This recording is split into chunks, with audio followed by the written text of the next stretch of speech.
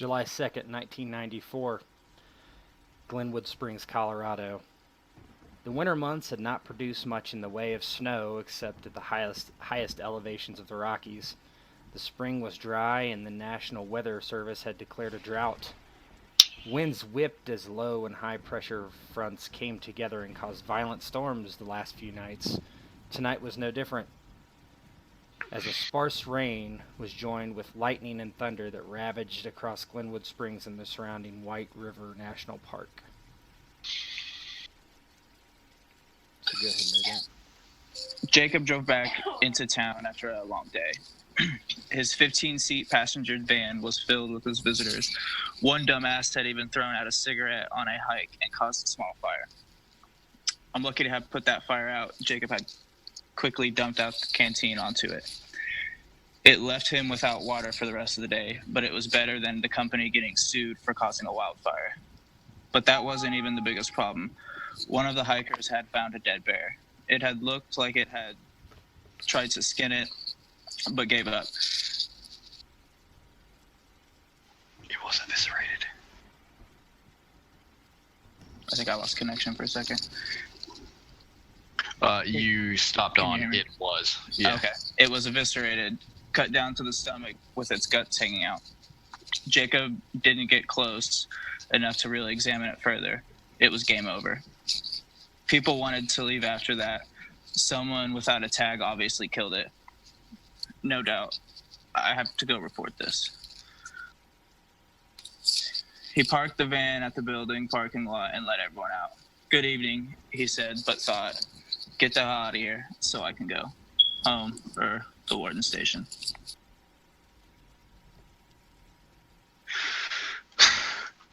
Free and the last month had been mostly spent giving out-of-state visitors a tongue lashing for not putting out their campfires properly. There had been red flag warnings every day for the last 2 weeks and a yellow for nearly a month. Rain is good.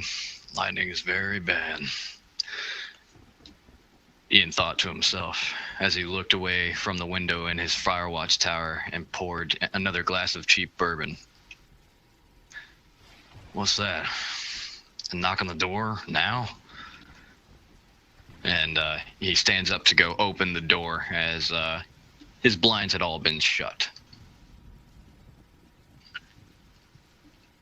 His footsteps creak across the old wooden boards and create a cacophony of sounds that reach Jacob on the outside of the door. And the door flings open. So as the door flings open, Jacob immediately looks up to see who's... You see a rather tall gentleman. He's wearing a black t-shirt and some sort of army or military fatigues, and some hiking boots, you would assume.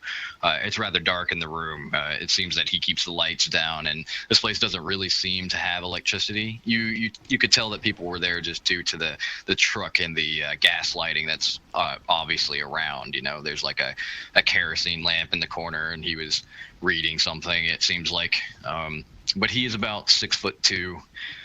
Very, very muscular man, and his hair is very kind of, you'd almost reckon to know that this guy was prior military before he got this job. He says, you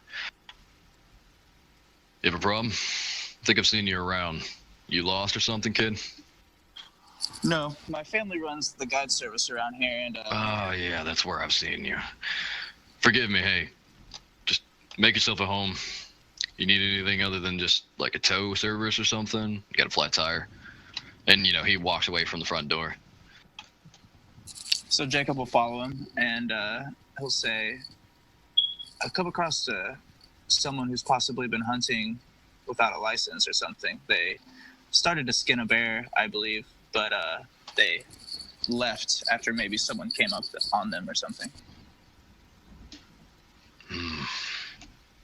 Yeah, he Ian will go over to where he's got a file thing where he has to keep the reports of that stuff, and he'll flit through a couple things and pull out a a piece of paper and start writing the report. And he, as you're kind of describing the bear and the situation and stuff like that, kind of like taking a statement from the police, like you're giving a statement basically. He says,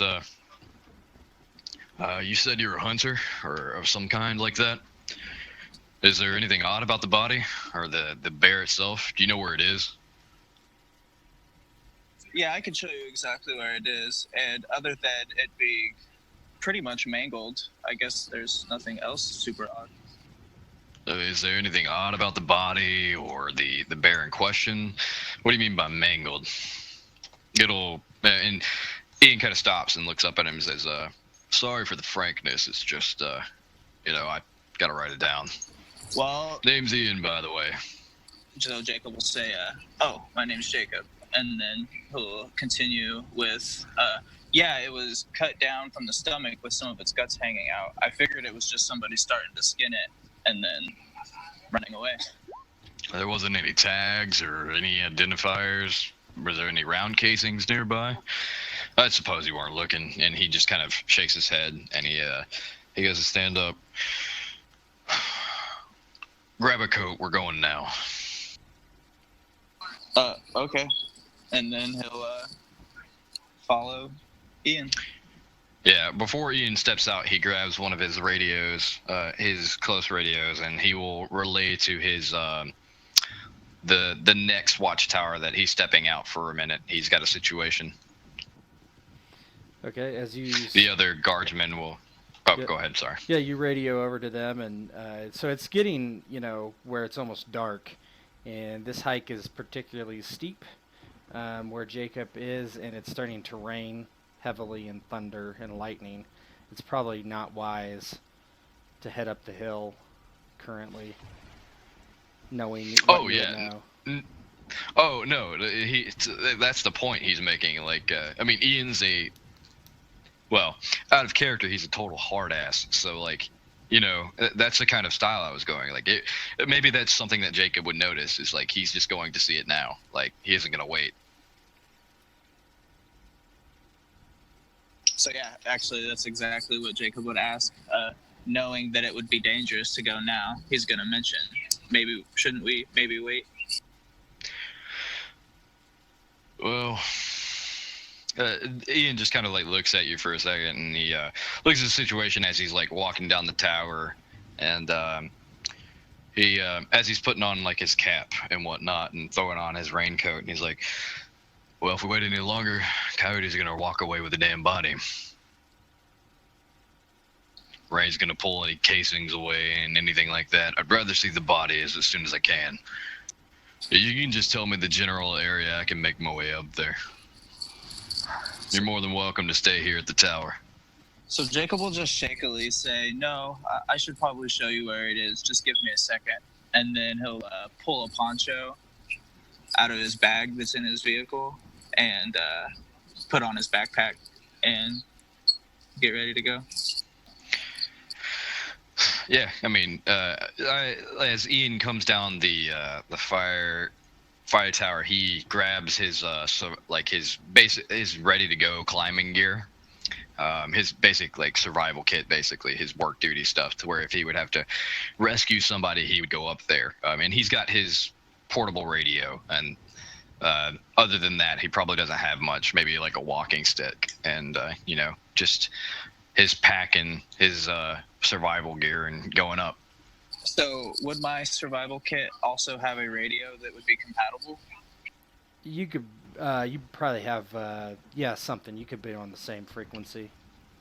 Mm-hmm. You probably listen to, these park rangers on the radio from time to time. Oh yeah, definitely. It would definitely be protocol, especially if he's running a tourist thing. Yep. Like I said, he probably knows of me. If not, he's seen me before from like meetings or something, right, where I've probably not really personally met. Yeah, you're new too, so.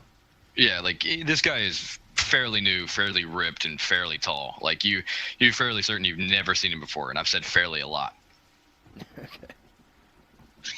No, but yeah, he makes a very pointed that he's going now. Like he's not gonna let this go by. He seems like a no nonsense kind of guy, even if the rain and the wind and stuff like that are picking up quite heavily. Okay. So you start to make the hike up, and as you go up, the lightning is just like slamming the mountain, and as you go up, you start kind of going above tree line. So the rain is coming down pretty hard. So what we're going to do is we're going to make a roll. So Jacob has to lead you there. So what we need to do is figure out basically if he can do that in the rain. So would that matter? I have direction sense. Is that relevant? Well, let me tell you what direction, because I have it too.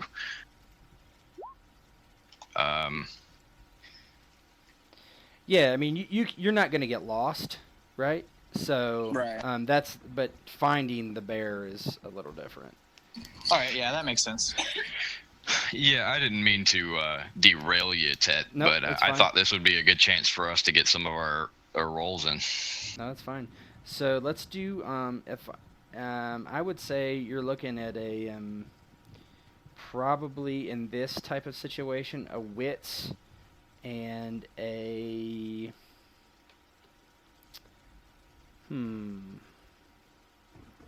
have any ideas? I mean, survival would be the obvious skill. Yeah. Survival, athletics, possible. Let's do wits survival. So Can I support in any way, or? no, because you have no idea where the bear is. That is true. Yeah, I was just thinking that if I could help in any way, shape, or possible, I would want to. But Yep. So what we have here is we have a wits and survival test. So what you'll do is you'll roll a what you would normally do is you would roll 5d10. 8s, 9s, and 10s are successes. However, you have penalty dice because of the rain and the storm and the darkness. So you're going to take 3 penalty dice. So go ahead and roll 2d10.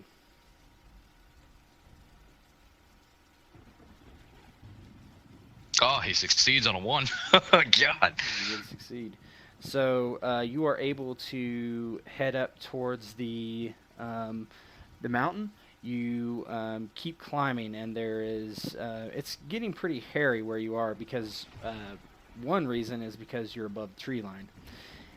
So you're above tree line, and probably about 50 feet away, there's a lightning strike that zaps the ground, and you kind of hear the rumble of the thunder just blast you where you are.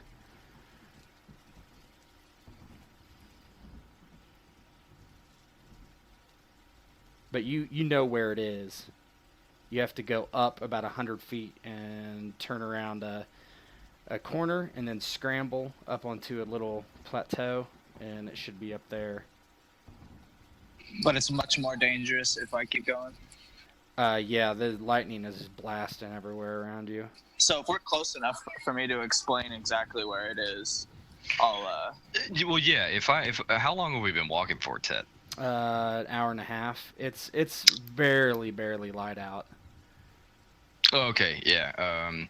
Through the rain and the storm, I have direction sense too. Can I like memorize this area? Memorize like the entire way we've walked this way? Yeah, kind of have it in my. Yep. You would be able to come back here again. That's not a problem.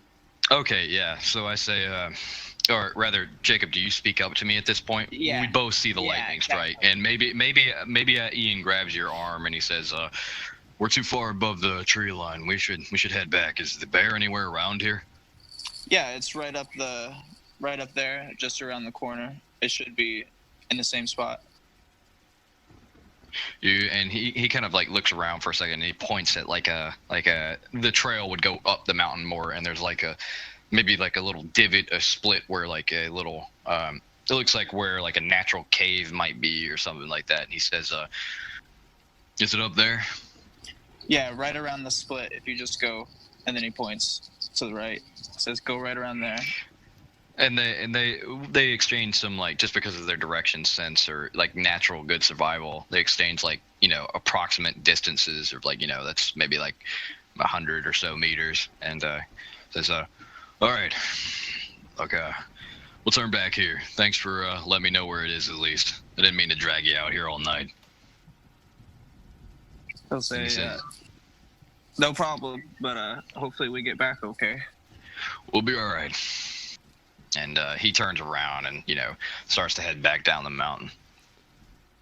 So you start heading back down the mountain and follow it's a very lightly used trail to where you are, being this high up. This is about a 13,000 foot mountain, which in Colorado are actually less maintained than the 14,000 feet mountains, because people want to get their 14er hikes in, but 13ers don't really matter as much to people. Yep. So it's a very narrow trail. There's several scrambles, but you do get down, and you head back to the tower. And Ian does know that if poachers are potential, then it is his duty to inform the local law enforcement authorities.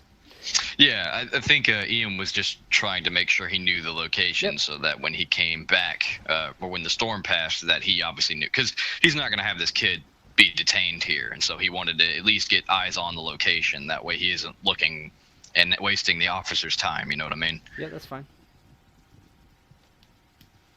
And yeah, I mean, he makes it back to the thing, and he or his fire tower, and he like throws off his rain poncho, and he hangs his bag up at like the on this rope that is in the middle of the fire tower, and he says, "You're more than welcome to come inside. There's an outhouse if you want to change your." And he points to the soaking wet clothes that they both have. Feel free to use it. It's open to the public anyway. Do you need a radio or anything? Let your parents know you're up here. Look, I wouldn't mind drying off, but yeah, I guess. Yeah. Just head up to the fire tower. I got some stuff I got to do. So he heads off to dry his clothes. Ian will obviously start hand cranking this old CB radio to like communicate with the police. Obviously, it's this large old military style. It's probably from like the 60s or 50s or something. Some piece of shit hand me down, like old Webley piece of crap that you have to like hand crank. And he's out there hand cranking it up in the underneath the fire tower, getting it all set up. And he kind of pipes it into the. Finally gets it to crank over and start up properly and use the charge, and he dials it into the local law enforcement station. Okay, so we have a screen wipe here, and it ends up in the sheriff's office. Good, Rob. Paperwork. Why is it always paperwork? How many drunken disorder? Not a poacher transferring someone to federal custody, a whole load of bullshit. He closed the folder on the new game warden. He wasn't particularly pleased and wondered if he had made a mistake by getting this guy a job. Sheriff Culpepper was already regretting getting elected. He looked at the clock, which was well after 5 now. Might as well knock off for the day. He looked over at the new deputy, Barbara. An ex-con park ranger? She asked after the quick briefing. It was odd, but keeping an eye might be better than writing tickets and maybe writing up people for drunk and disorderly. Barbara was tired from a long day. She just wanted to get out of this uniform. And so this old 60-year-old secretary walks in, Minnie, and says, "Sheriff?" And she's like, "Got a call from the new park ranger here." And she waits for him to decide to patch it through or not. He kind of scrunches up his face, but then he nods and points at the phone on his desk. Okay. And so when she patches the call through, he hits the button, picks up the handset. Culpepper. Yeah, hi. This is Ian Grove, up at Fire Tower 2304. Hey, Ian. Was just thinking about you. How goes it? Well, it's and he like looks outside as like lightning it strikes the ground nearby his truck, and he's like, and you could possibly hear the crack in the background and like the howling wind. You would probably figure that the new guy on the mountain is like probably scared shitless, and he's just like, well, it's a lot different than Afghanistan, I'll tell you that. But we got a situation up here, Sheriff. What do you got? More drunks? No, I wish it was drunks. We might have some poachers up on the mountain. Poachers, huh? Yeah, local kid, I don't know his name really. He runs some sort of business with his uncle, he said. Anyway, he was escorting some people up and down the mountain, and they came across a bear. Wasn't no tags, and looked like it got dismembered and stuff like that. I know where it is. Just can't get to it in the weather. So you haven't seen it yet? No, I haven't. But the kid seems pretty straightforward. He knew exactly where it was, and I'll be heading out there early in the morning. If you want to send a squad car up here, you can follow the mountain all the way up, and I'll meet you down at the base before too long. That is, if you think it's appropriate to come up here without me seeing it first. I've got the paperwork necessary already filled out, and I'll be sending it down there as soon as I come into town.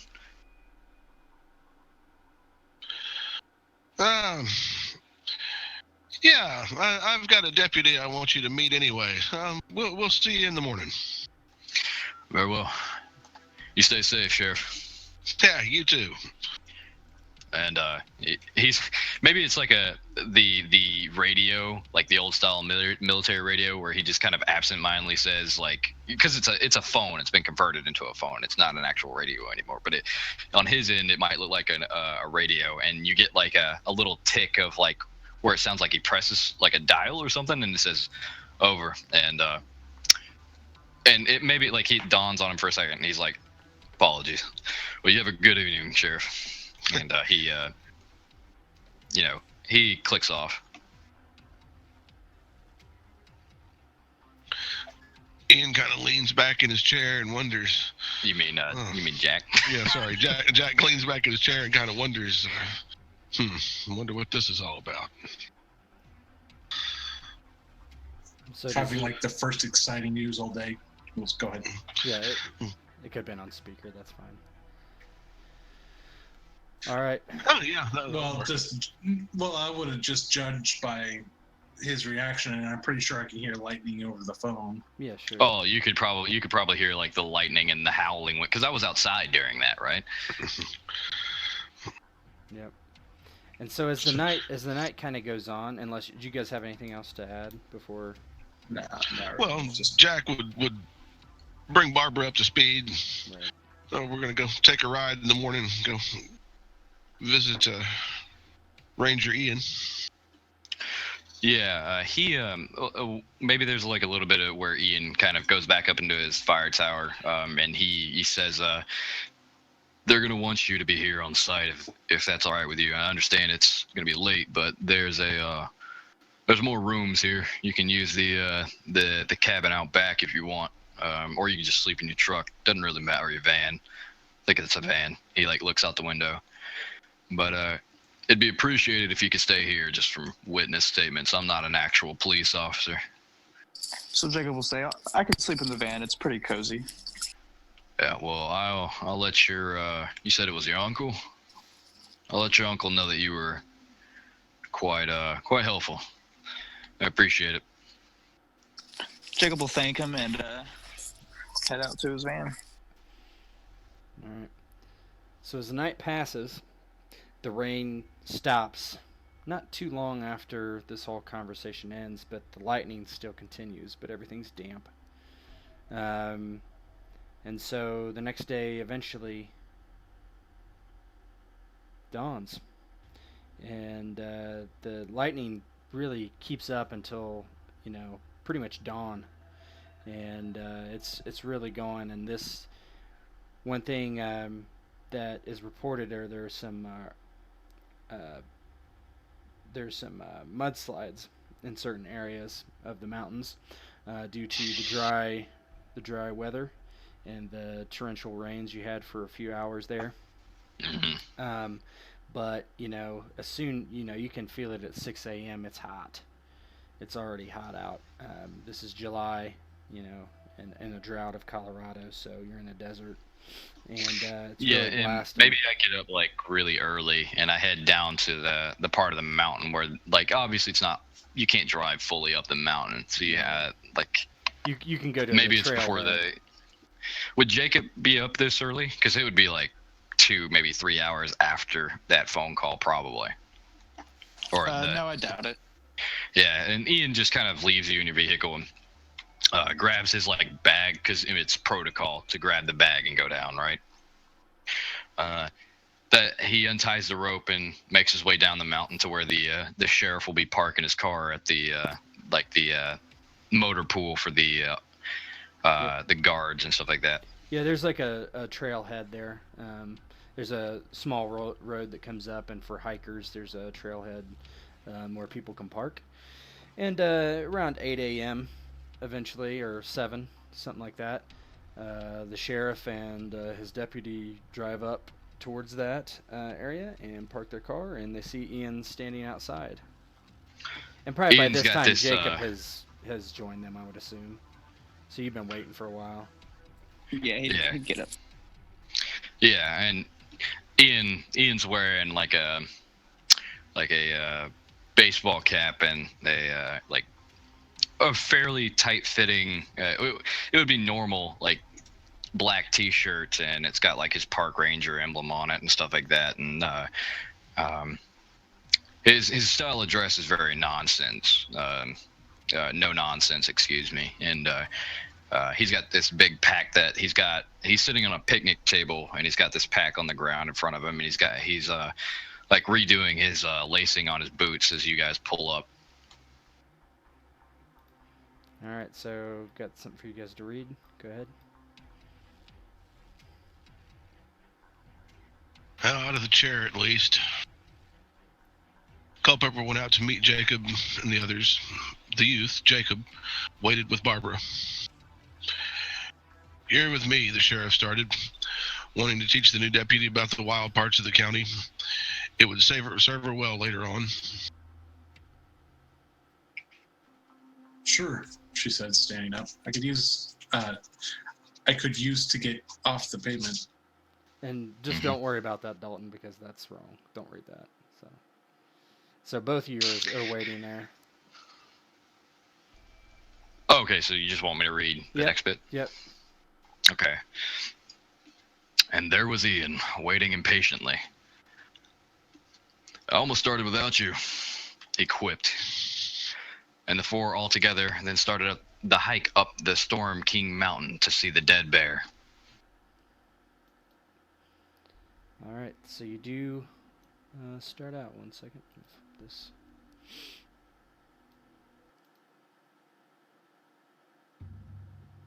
Oh, this place looks lovely. So There's a "you are here." you're not there yet. You're actually right here. So you start to head up and around the mountain. Okay.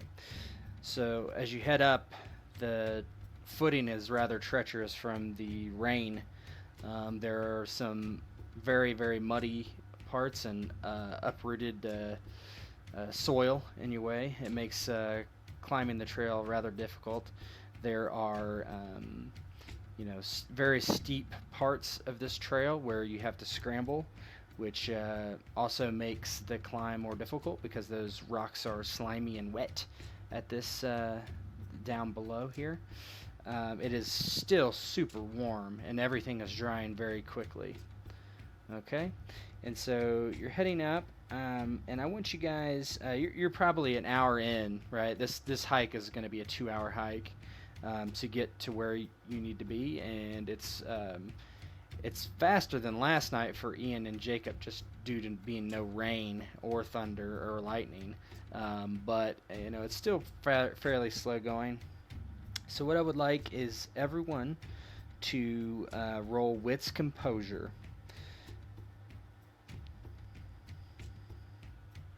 What is this for? You do not know. I was just asking if I had any specific traits that would... No. It's an observation type thing. So we roll wits or composure, or No, No, you combine combine the them. two total pools for amount of D10 So- that you have. Yep. so So that'd be 4d10 for me. Yep. So that's fine. Okay. So I have 3 successes. Or wait, no, hold on. Yeah, I have 2 successes. Jacob Yep, has 2 nines. 3. Mhm. Everybody. I didn't mean to succeeded. roll. Everybody. I didn't mean to roll it like that. By the way, I meant to roll it in full out. My That's bad. it, that's It'll be okay. changed from. That's okay. I mean, as long as it's not, yeah, that's fine. As long as it's not that gobbledygook that the character sheet does, right? Where it rolls like a billion fucking yeah, dice. and most of them are zeros. It's weird, anyway. So everybody, as they're coming up the mountain, they're getting closer and closer and closer to where this bear might be. They get to just about where they were before, and they realize something kind of strange. They see smoke billowing up from the very, very, very top of the mountain.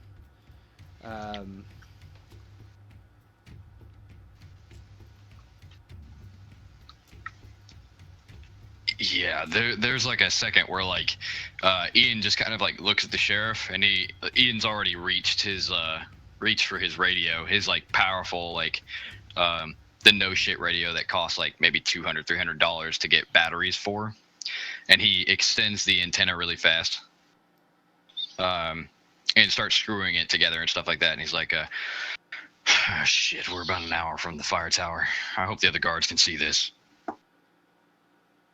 Yeah, it's kind of smoldering at this point. You don't really actually see the flames so much as the smoke. But Oh, he would still have to report it, right? Yeah, oh yeah. But absolutely. yeah, I mean, Ian will definitely be like, God damn stupid drunks, and he just, he like pulls himself up like a really steep incline and starts up the mountain with an increased pace that, most of you probably couldn't replicate. So are you heading to where the bear is, or are you just heading... Which if you go up the mountain, you have to go in that direction anyway. But... Yeah. But I'm making a point that Ian's just going straight there. He's like not making time for the other people. Yeah. He's going straight there. Okay. What's everybody else do? Jacob's just kind of staring Oh. at what's happening, waiting for one of these authority figures to kind of give him cue. Barbara obviously looks disgusted with the entire matter. This is not like conventional police stuff that she studied. Yeah, she's got like dirt in her hair and shit like that. This is all like, yeah, this is like jungle gym shit, and she's, thinking I'm going to be pulling over drunks and, doing standard police stuff, and this is like not her thing.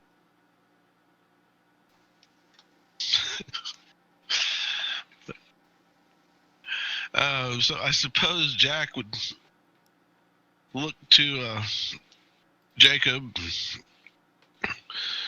Well, we better see your bear. All right, I'll show you where it is. It's right up here around this curve.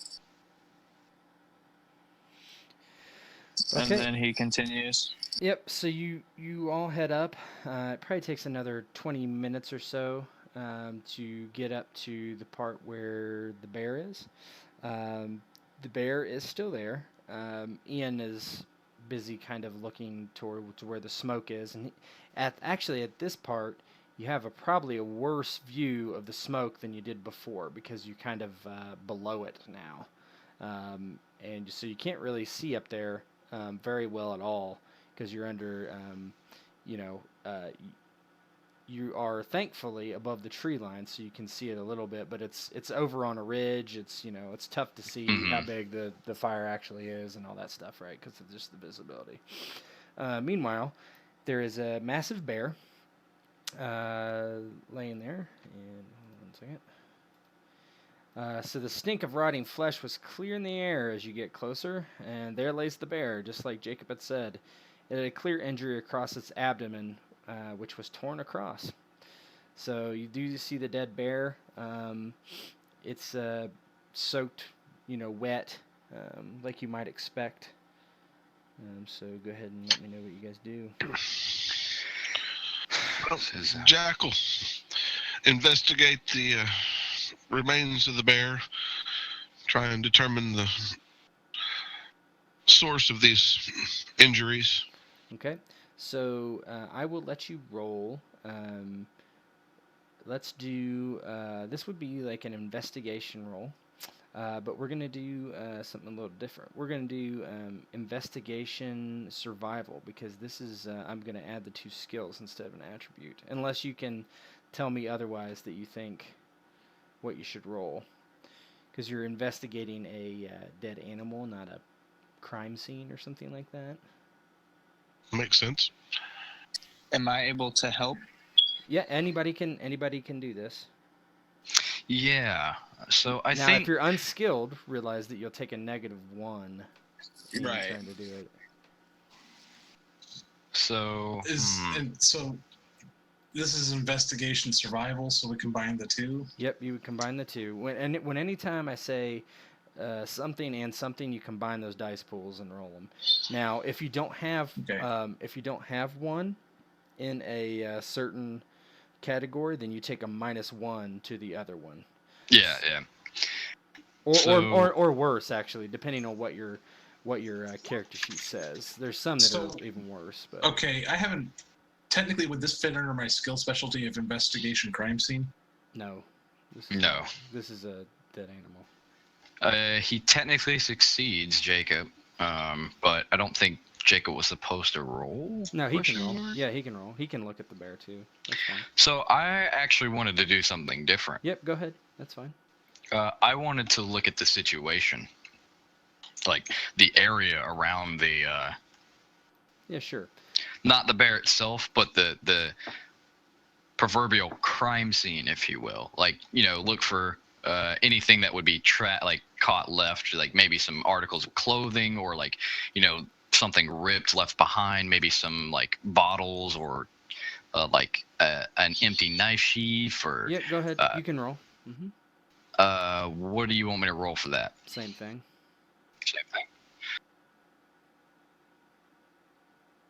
Not a -1. You roll 1 less die, but that's fine. When I say -1, but that's okay. So did I fail? You did not pass. Well, Barbara actually rolled the wrong thing. So so if you roll an investigation, you roll 3, and then so you have 3 dice, and then your survival is nothing, or nothing. So you roll 2 dice. All right, I'll just re-roll it. Yeah, just re-roll it.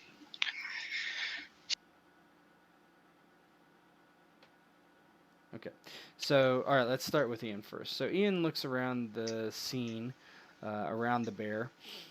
He notices nothing that would be, man-made. There's no garbage. There's no anything left behind like that. There's no knife sheath. There's no bullet casings as far as he can see. But I mean, if the bear was shot from a rifle, obviously you're not going to shoot it up front. The casings wouldn't be here. He does notice that there are claw marks on a tree, which are probably the bear's. And so, it could have been just clawing at the tree for some reason. Who knows? So those who actually look at the bear notice that the cut along, everybody but Jack notices this. The cut along the stomach of the bear appears to be another claw. It looks like a bear claw because there's 3 rips, or actually a 5, as a bear has, or 4, whatever, how many digits they have. I can't think of off the top of my head. But so it looks like there's actually a claw mark across the stomach. So it looks like perhaps this wasn't a poacher. Further investigation on the bear's corpse shows no signs of bullet holes at all. That appears to be the only injury as far as you can tell. And it is a female bear. Could we specify more or try to find out what kind of claw mark it might be? What kind of animal could cause this sort of thing? A bear could definitely have caused it. That's clear. As far as other animals in this vicinity, there probably are none. The other wildlife in this vicinity that are predators would be mountain lions, coyotes. I wouldn't think a mountain lion could do that, though. No, mountain lion. It's too big for being a mountain lion, and a mountain lion would never mess with a bear either. So it pretty much has to be a bear. So Barbara kind of pulls Jack to the side. She's like, "This is probably what happened. I'm guessing that Yogi and Smokey Bear got in an argument. Obviously, Yogi got stabbed by Smokey and caused a fire up the mountain. That's what I'm getting out of this, boss."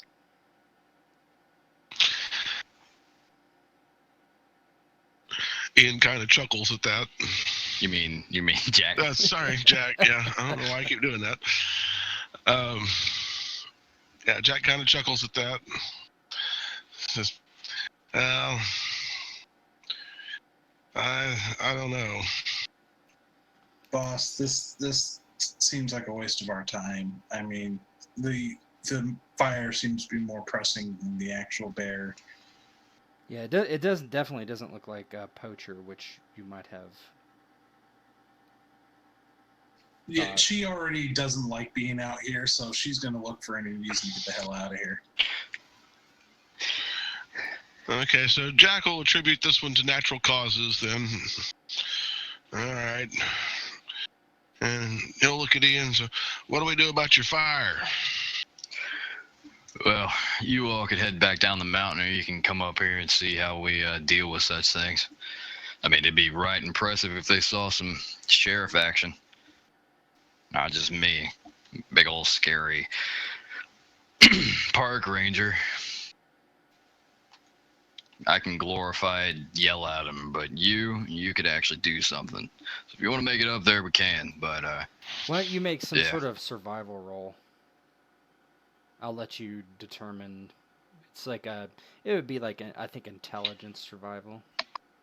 Could I use wits survival? Yeah, you could use wits.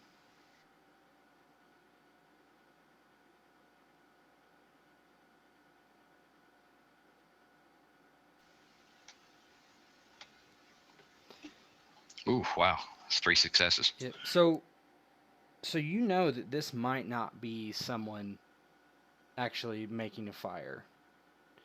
It could be maybe just a lightning or something. Yes, it could be that actually this is a lightning-caused wildfire. Because you've been up this way before, maybe not this exact way, but there's really nowhere up there anybody would want to go. The trail goes off this side of the mountain and then around to the other side and connects to some other trails on the other side of the mountain, but there's nowhere to just like squat and have a picnic. Yeah, I mean, Ian kind of like adjusts his belt as he kind of sits there with the shuffling the shoulder his pack on his shoulders, and he says, "Really, it's nothing you guys should be worried about. There's probably more exciting things to do back at your precinct. I'm sure I can take care of it. It's probably just a lightning fire, and if it's anything major, I'll have to call on the guard or something to take care of it. You're more than welcome to come check it out with me." Nobody would usually be up that far. There's nowhere really to kind of have a meet and greet, if you will. Yeah, Jacob. This was basically when Jacob was bringing his hikers up the previous day. He was going to connect to a trail that heads down off the other, not the other side of the mountain, but continuing on this and goes down into the ravine. But yeah, there's lookout, there's places to rest and stuff like that down, but not up where the fire seems to be. How far away is it from me? The fire? Yeah. You're not exactly sure. It's really hard to see here because you have to just like go straight up and on top.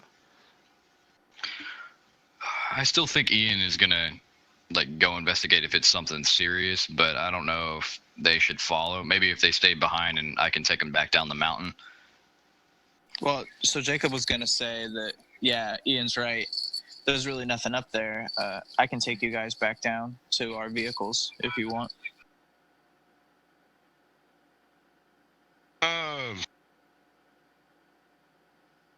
Jack kind of looks back and forth. Jack looks back and forth for a minute. Sort of decides there's not really going to be anything that he and Barbara can do about the fire. So, all right, young fella, show us the way. Barbara kind of looks over to Jack. She's like, maybe we can get Minnie if she's not too old enough to make us some coffee. I know it was a little bit past her time in her day. I just have this like image of Minnie, and it's just like horrid 60-year-old with like a huge wart on her nose, like that one lady from the Disney Atlantis movie. Like, here's your coffee. Where's the beef lady? Oh god. Oh god. All right, so the three of you start heading back down the mountain. Let's deal with Ian first. So you start looking a little closer. Let's do. You're gonna have to make a pretty good scramble to get into position. So some sort of athletics roll. I would dexterity, athletics, strength, athletics. I would be good with either of those. I would be very fine with strength athletics. Let's do that then.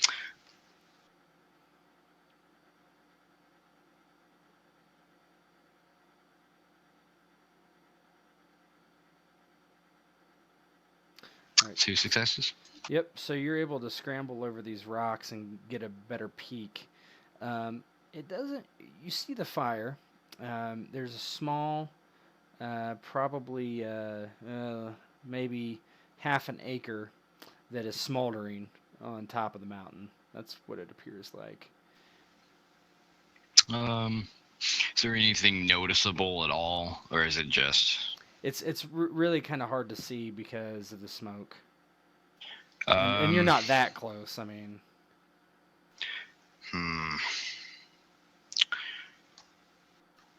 I'm gonna at least radio in and confirm what it is, but I might get a little bit closer, but just to confirm that it's not like man-made. But yeah, it's really hard to tell. You don't see any campfires or anything obvious as far as that goes. But yeah. I mean, if I get a little bit closer and nothing's really changing, then I guess I'll just head back down. Okay. Because I want to get something at least within sight. Like, obviously, if I'm not too close already, I'd like to get, within a couple, like maybe 10 or 20 yards of the actual fire. Yeah, I mean, the smoke is so dense. I mean, even this is burning wet right now.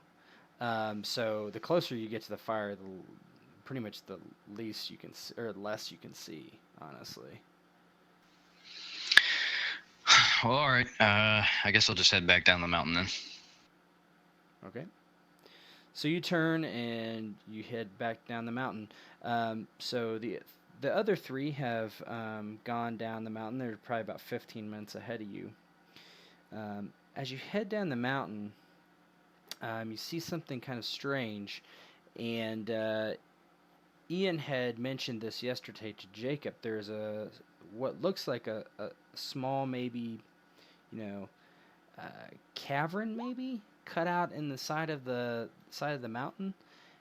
And odd thing is, there's a tree there, and the tree, has two limbs to each side, and it looks like somebody's put like a jacket over the two limbs as if they were arms, right in front of the little. It might be a cave. It's hard to say, and the jacket is like a winter jacket.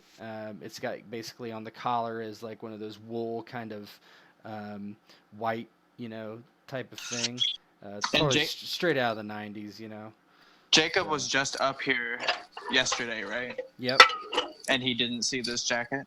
Let's do some sort of memory test. So that would be something along the lines of intelligence or wits, and probably,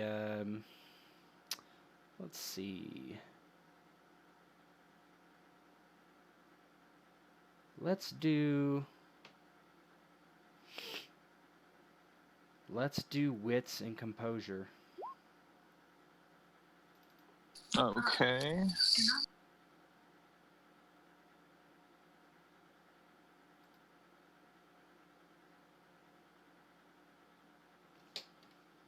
Oh, nice, a 10. So you look at it and you don't think so, right? It was pretty dark, but you don't think so. And as you're looking at this, Ian walks up from behind you and catches up as you're kind of all standing there, just kind of looking at it. Sheriff, I would have figured you'd been all the halfway down the mountain by now. What y'all holding up for? Jacob will point at the jacket and then look at the group and say, I really don't think that this was here yesterday.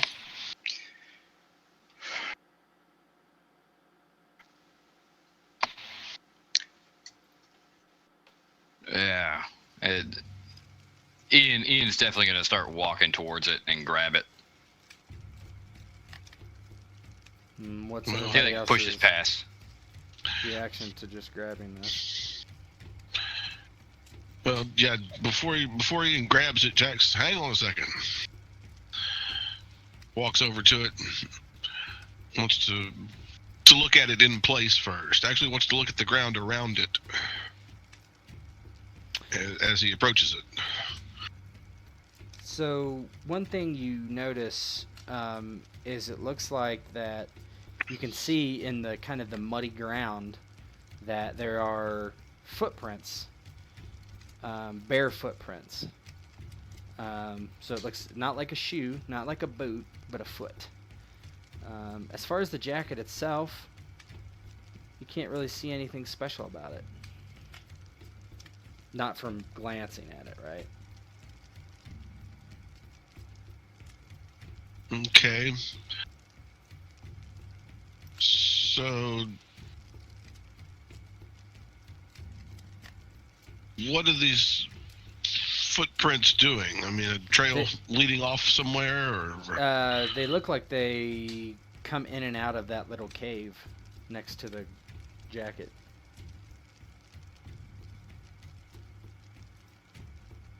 Okay, so Jack will motion for Ian and Barbara to come over here. Jack will Points at just look off into the distance, like into the woods. Getting a view of the mountain. I mean, it's pretty up here, so you just like, pulling the kid thing. Exactly. You're looking out into the scenery, and you're like, God, it's a beautiful day. Yeah, he knows he's not needed, so he's just kind of like chill until somebody asks him a question, pretty much. Ian's standing right there, Jack. He looks in at it and he's like, sure as hell, that's a foot. What the hell's a bare foot doing up here?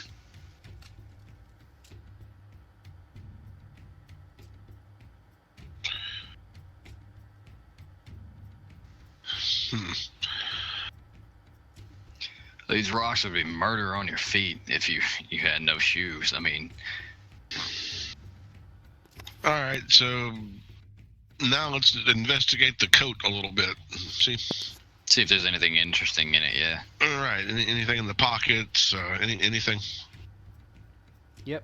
So. soaked with blood, whatever. Yeah. No, it's not soaked with blood. That's for sure. You open all the pockets. There are like 4 of them. And on one of the side pockets, you find like a slip of paper. It's folded up and extremely, extremely small, like the size of a probably the size of. Imagine if you took a Post-it note and folded it up 20 times. Oh, geez, it's like thick as hard, shit. Yeah, it's hard to even crease it that many times, but it's like almost perfect.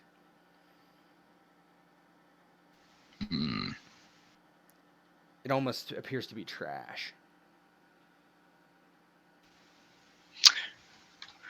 What do you reckon that could be? Yeah, I don't know. Yeah, Jack wants to open the paper up, but he's not sure he wants to do it just standing here. I mean, hell, let's just open it up. And he just says, just open it up. It might be useful. It might have a name, or it might be part of an ID or something. If we got missing persons up here, we need to radio that in as soon as possible. So as to not lose anything that might be in it, Jack takes off his cowboy hat. Use it as like a bowl underneath it type of thing. Exactly. Yep. So you're gonna unfold it. Yep, we'll see. So as you unfold What it, the paper said. it's a pain in the butt because it's so small. It takes you a couple of minutes to get it open, just like without like ripping it in half, and it folds out to about the size of a Post-it note, and you look at it, and there's nothing on either side written. It's completely blank. Ian just kind of shares like a kind of like grin on his face, and he just shakes his head. It's like I said, Sheriff, I'm sorry for bringing you this far up the damn mountain. And Jack kind of chuckles. Barbara mumbles something about being stuck in the 2-horse town while she just rolls her eyes and kind of walks down with the kid. And Jack kind of chuckles. At least I'm out of the office. As he slips the piece of paper into his shirt pocket. I don't know. I don't know if I like the bare feet on the mountain. Granted, I hadn't been here long. You ever got any reports of people running around out here without any shoes on? I can't say as I've had that one. Meanwhile, he's looking at the jacket. No, names written on the tag. No, nothing. The jacket seems it almost seems new.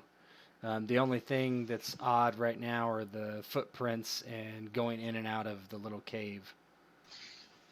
Yeah, I think. How big are these footprints? Are they like adolescent, or are they like? They look like they're probably size 8 to 10. Hard to. I mean, normal size for a man, or okay. Man, yeah. I think. Well, I think we better take a look in this little cave here. Yeah. He says, hold on. Like, and Ian hell no, I am not going in there with a Glock in a cave. So Ian just says, don't worry, princess. You ain't gonna step right in that cave. I'll take care of it. Jack, do you have any rope on you? Very flat look.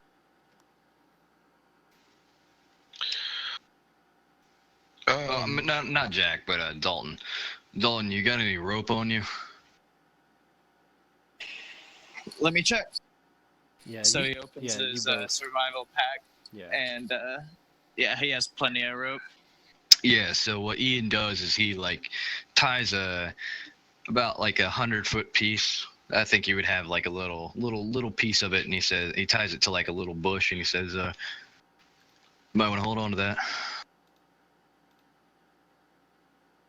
As he hands to Jack. Okay, so you're going in.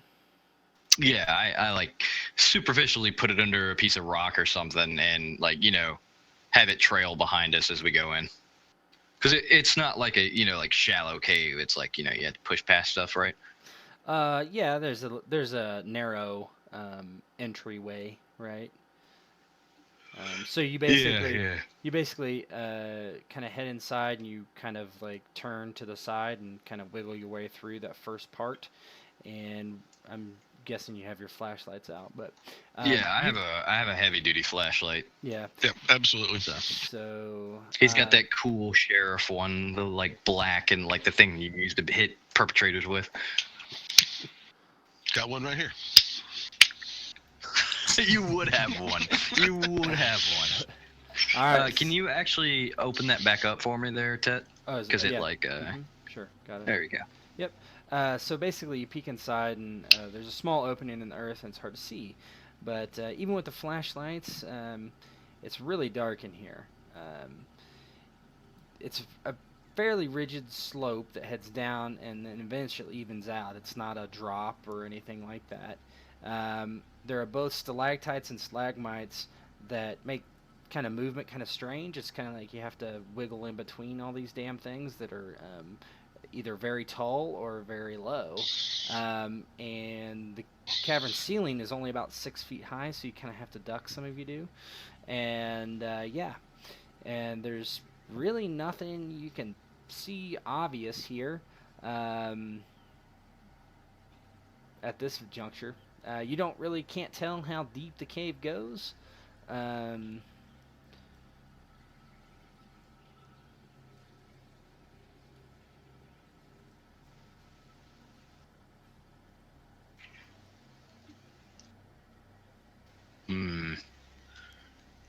I think Ian's just like do a check sorry. to see if I knew anything about the cave. Like I've been in the area a lot. Like you have never come across this cave before. You are like surprised that you've never seen it.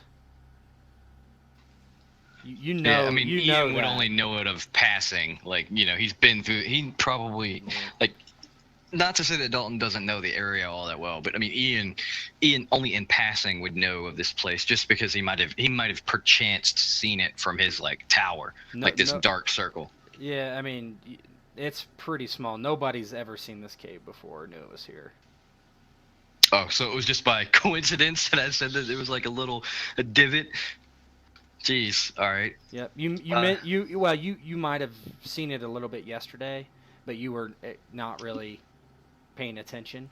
But that was the first time you guys noticed it.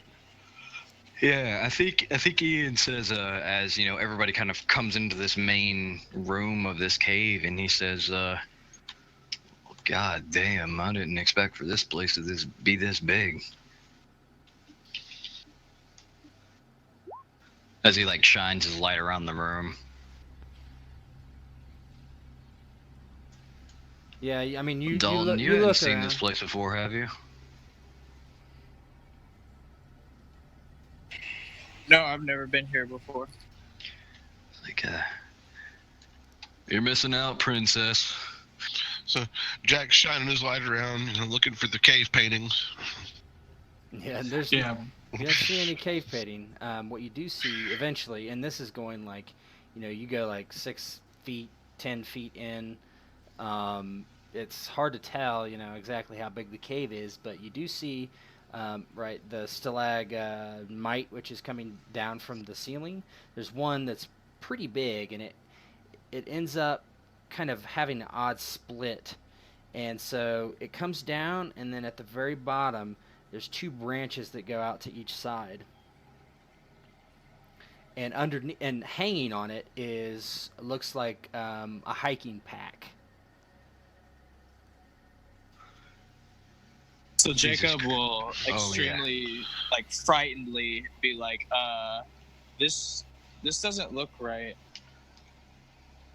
Sheriff, I think we got a problem here. Kind of hear a annoyed sigh in the back or in the entrance of the cave, and you start hearing like curses as she's trying to like wiggle her way around this place to try and catch up with everybody. Yeah, I think Ian will try and attempt to get this pack down as he waits for a reply from the sheriff.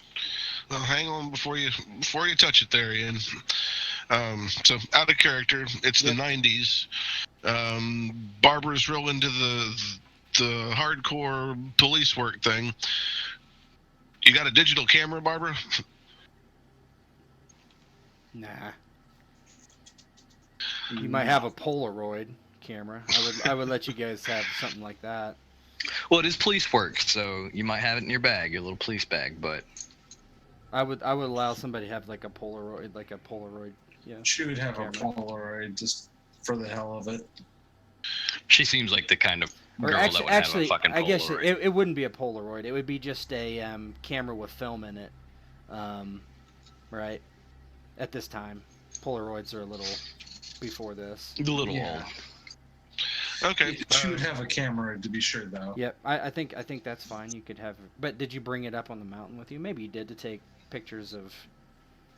Oh yeah, we Yeah, did have a it crime would've scene. been- We did, well, not a crime scene, but potential poachers. That's so, fine. Yeah, you can take a picture of Yeah, it. she would have brought the necessary equipment to kind of stake the scene if there was a scene, and now that there is a scene, begrudgingly she's investigating. Yeah, you can take a picture of it.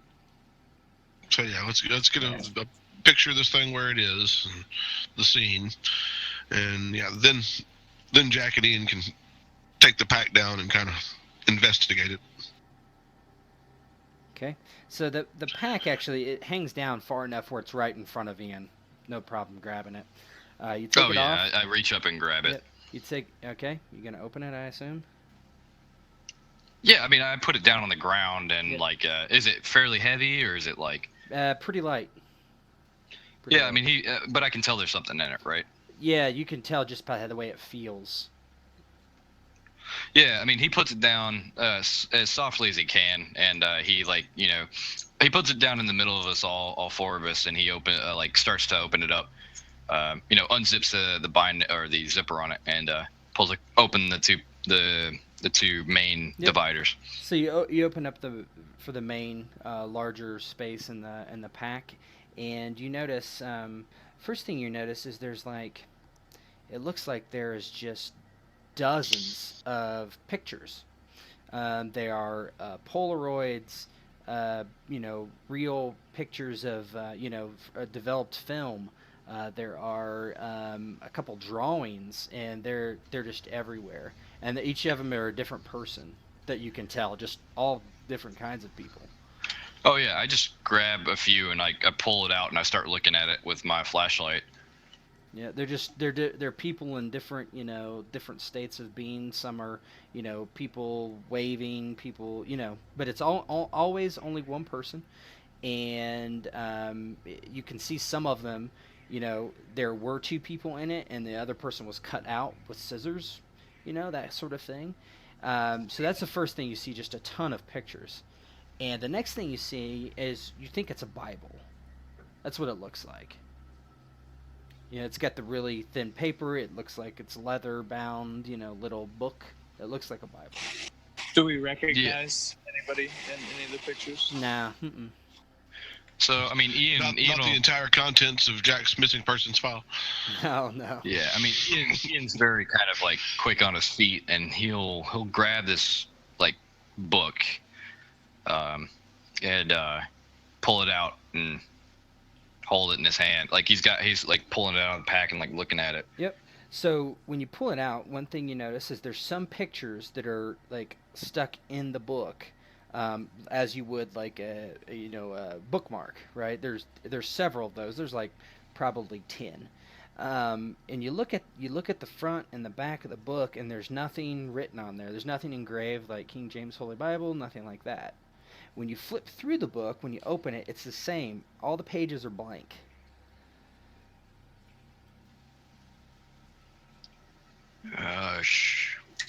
And the last thing you notice, the last thing you notice is so a Bible has basically the string that is a bookmark that's attached to it. There is that, and it's like over 1 page as well. Yeah, I'll flip to it.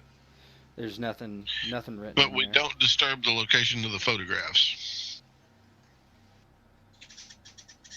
Yeah, no, Barbara takes as many pictures, and she actually is jotting down notes fiercely. She's obviously gotten her game face on now, that this is no longer just a kind of... It seems like an actual investigation going on, so she's kind of switched from jovial to on the job. Sheriff Culpepper, you got anybody in your town that's a little loopy? And he says that as he like looks around at the cave. Hey, I'm not loopy, right?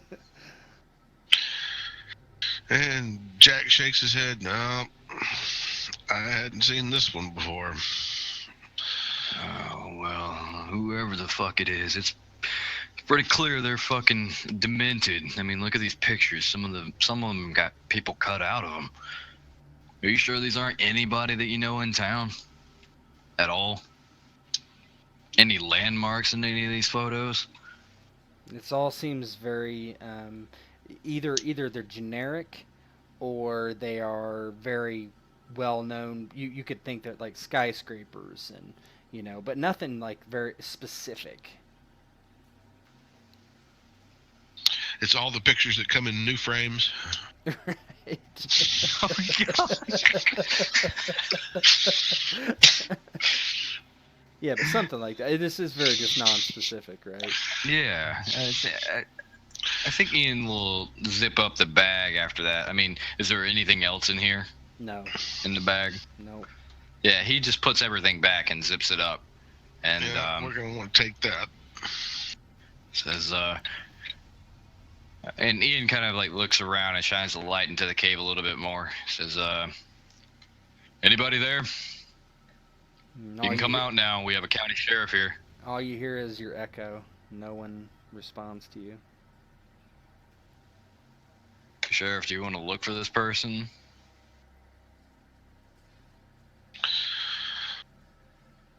Jack looks around the cave a little bit. Thinks about the fact that we've potentially got a wildfire burning above us. Nah, we better get out of here. All right. We will be looking for any signs of bare feet on the way down. Right. And Ian's just taking in like his surroundings a little bit as like, people are starting to like turn around and leave. And Ian has that like second or third glance into the cave and before he like goes to turn as well, if everybody is leaving. Yeah, you don't really see anything. Don't hear anything. I mean, it's that kind of like suspecting nature of like, like he does like the double take basically. But if nobody's, if they're all in agreement of leaving, then Ian's not going to stay in a So dark yeah, cave. actually, Jacob is going to say, what if somebody's down there? That's what I was thinking, kid.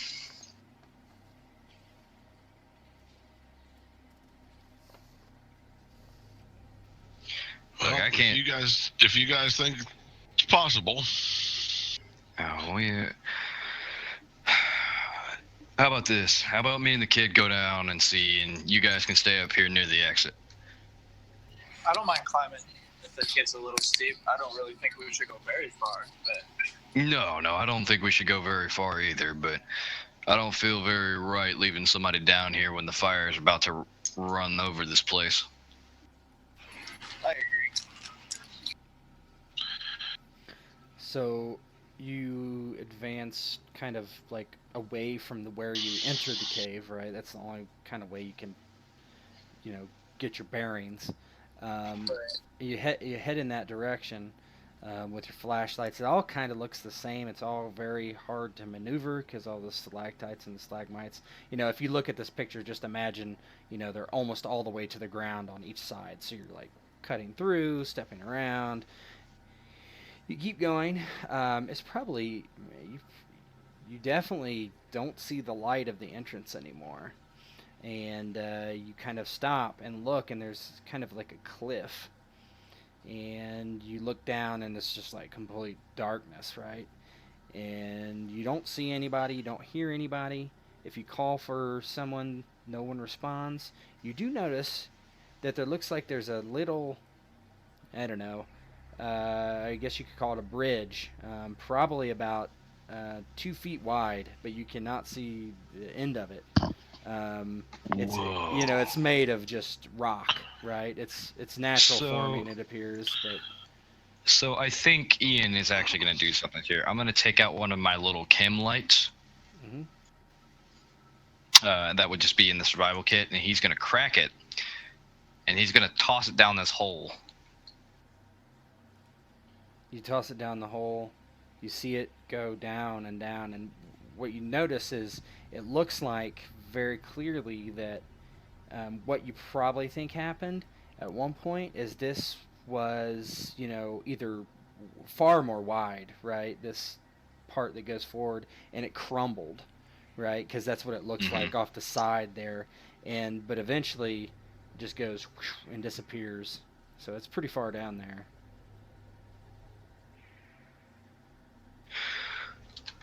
Yeah. Dalton, I don't think we're going to be sticking around here much longer.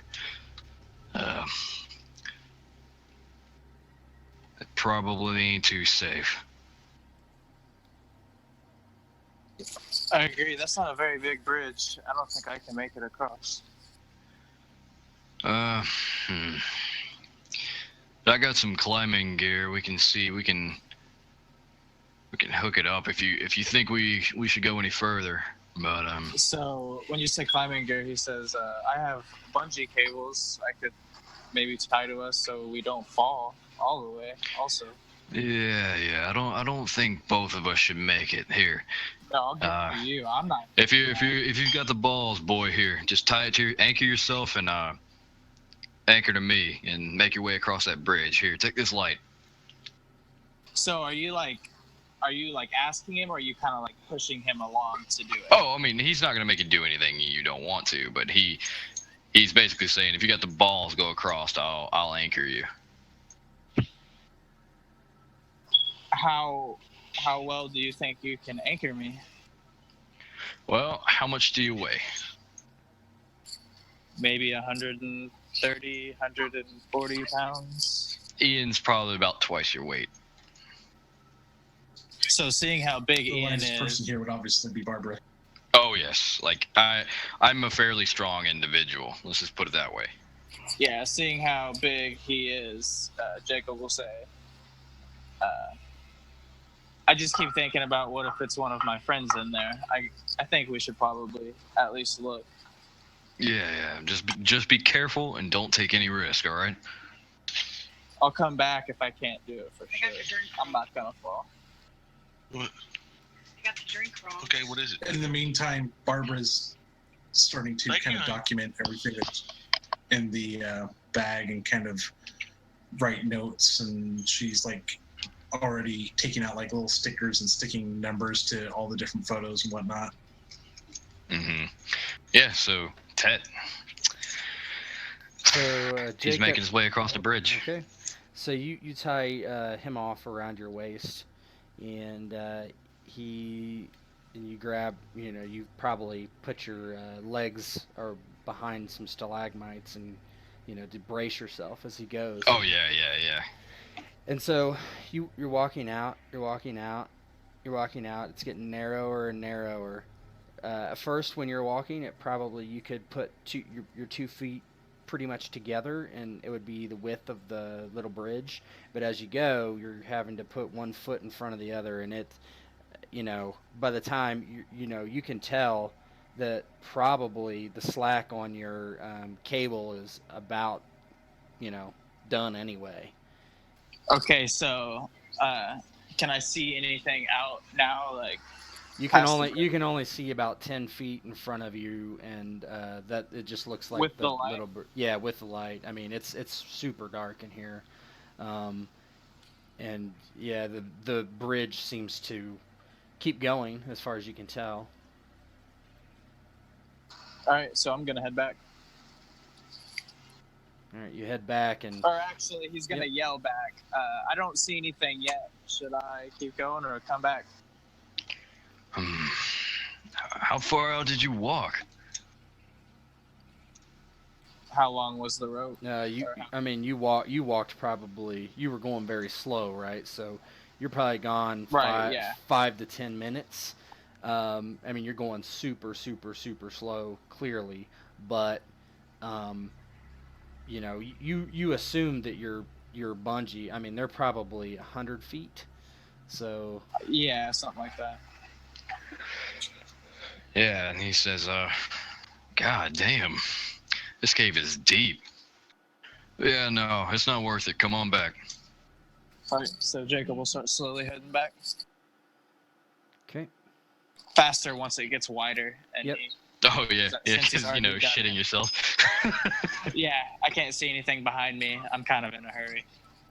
Yep. So you get back, no problem. You taking it, you start speeding up as you think it's safer just to get the hell off there, and you walk back, and Ian's standing there, and yeah, you couldn't find the end. I didn't see a thing. I don't really know how far it goes. This is insane. Anyway, we should get back to the police. I agree. The sheriff I and don't his like deputy. anything. Yeah, me neither, kid. Yep. So you walk He back, just, and there. Yeah, go ahead. He'll dislocate the hoisting and head back. Okay. All right. When our explorers return, well, what'd you boys find? Ian Jacob just waits for hangs his head. Jacob to speak up. Yeah, Jacob just hangs his head. He's like, we didn't find anything. We kind of wasted our time, I think. I wouldn't say that. Back of that cave back there, Sheriff, is a massive canyon. I threw one of my chem lights down there, and it, let's just say we can't see it anymore. Not to mention there's this big-ass bridge down there. When Jack hears bridge, he stops. Bridge? Yeah, made out of stone, right? Right, Jacob? Yep. I mean, it's a natural bridge. I don't want to give you the Oh, impression. yeah, that it's a natural arch, but it's like, it shouldn't be like okay. that. All right. It's a natural stone arch or something. Barbara just kind of absentmindedly, as she's putting, stickers on photos, is like, maybe it's Native American or something. Oh, it definitely wasn't made by any human hands, I'll tell you that.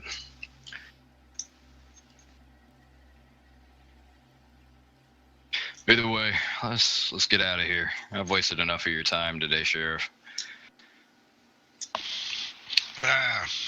Not a problem, Ian. All right. So you head out, and you're taking all that stuff with you, I assume. The jacket, the pictures, and... Yes. Yeah, okay. So you head down. The rest of the hike down is fairly uneventful. When you get... so you get to the end of the trailhead. I assume you're going to call in the fire and all that stuff. Mm-hmm. Okay. All right. Let's see. 2 seconds here. All right. Bear with me. Creepy cave vampire. Hasn't happened yet.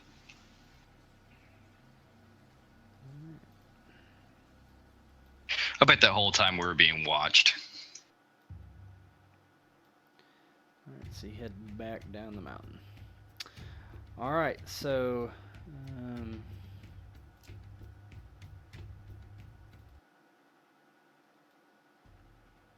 All right. So, over the last few days, the fire has smoldered. Many wildfire crews, smoke jumpers, and hotshots have been brought in from all around the western United States to battle the blaze.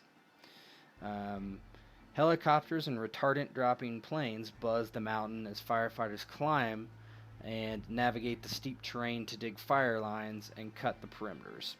Obviously, from the time you gave the news about the fire, it has grown exponentially. But thankfully, you are the first people that had reported it. So the four of you happen to be with each other again right now, and this is July 6th. We started on July 3rd. So you're at actually Ian's Firewatch Tower currently. You're on duty, obviously, given his vantage of the fire, which is basically you're kind of parallel to it on the other side of a valley. And so you're giving your stuff to the command center, where they're ordering, where the helicopters to drop the retardant and water and that sort of thing. And yeah, so I imagine it's been a pretty few busy days with me and the other Firewatch towers, obviously. But. Yep. And so, as everyone knows, it's pretty hard to get those. Just from your climb, there's almost no way to get an emergency vehicle up there, right? Okay. So it happened that Jacob had volunteered to help Ian. Might as well, right? And that would consist of going to get him food, watching the fire while Ian had stepped away, and generally anything else he might need. It wasn't glamorous, but it looked good for Jacob's hiking company. And meanwhile... would it? Yep, go ahead. Would it? Would it? A dangerous, would I think I'm in immediate danger? Or No, is no, this a place that I would have brought my dog? You would be on the other mountain peak. Like, the fire hasn't even gotten to that one, right? Right, you're on a different ridge of the mountain, or not even on the same mountain. You're probably a couple miles away. I mean, and you have a good view of the fire. If it started to expand, you guys would be able to get out pretty easy from there. Does that answer your question? Yeah, so he would definitely be there. Yeah.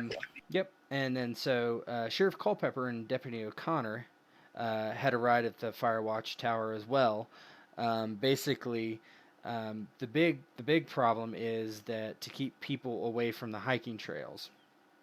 Obviously, there are people that are stupid enough to try to hike nearby areas while this fire is ongoing, which would be bad. So you're near the Ian's Firewatch Tower, and I didn't show this to you guys. So there it is, and yeah.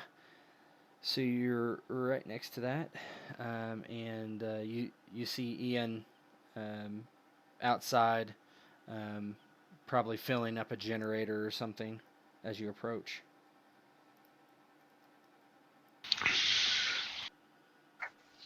Yeah, Ian will just give a half wave to the oncoming police or the sheriff and his deputy, and as he continues to pour this stuff, he says, wasn't expecting you all to show back up so early.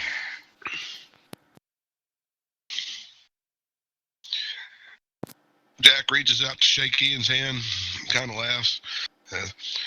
You wouldn't believe. Just ran off a bunch of college kids with an ice chest full of Hershey bars, said they were going to go make s'mores. He just shakes his head and puts down the gas can and shakes the sheriff's hand. Barbara takes a bite out of a Hershey bar. Nice. and then that's one of those things. Is like, gee, you got any more of those? The kid would want some. Oh yeah, I mean Jacob. She takes one out of her pocket and tosses it to him. Sweet, thanks, Barbara. She just gives a 2-fingered salute. Yeah, no, the kid's been quite helpful. A bit hard not being able to go get my own damn food in this place. Oh, I suppose that's my job with the fire burning and all. So as you guys are... Nods How old sympathetically. is... Sorry. No, go ahead. Oh, that was it. Jack understands. How old is Jacob supposed to be? He's 18. about 18. He's the ass crack of 18, not the ass end of 18. Yeah, Barbara's only a little bit older or older than him. She's like 24, 25. Ian and Jack are the oldies. Okay. So as you guys are talking down below, Jacob is watching the fire from his vantage and listening to any calls, and here's something kind of strange come over the radio.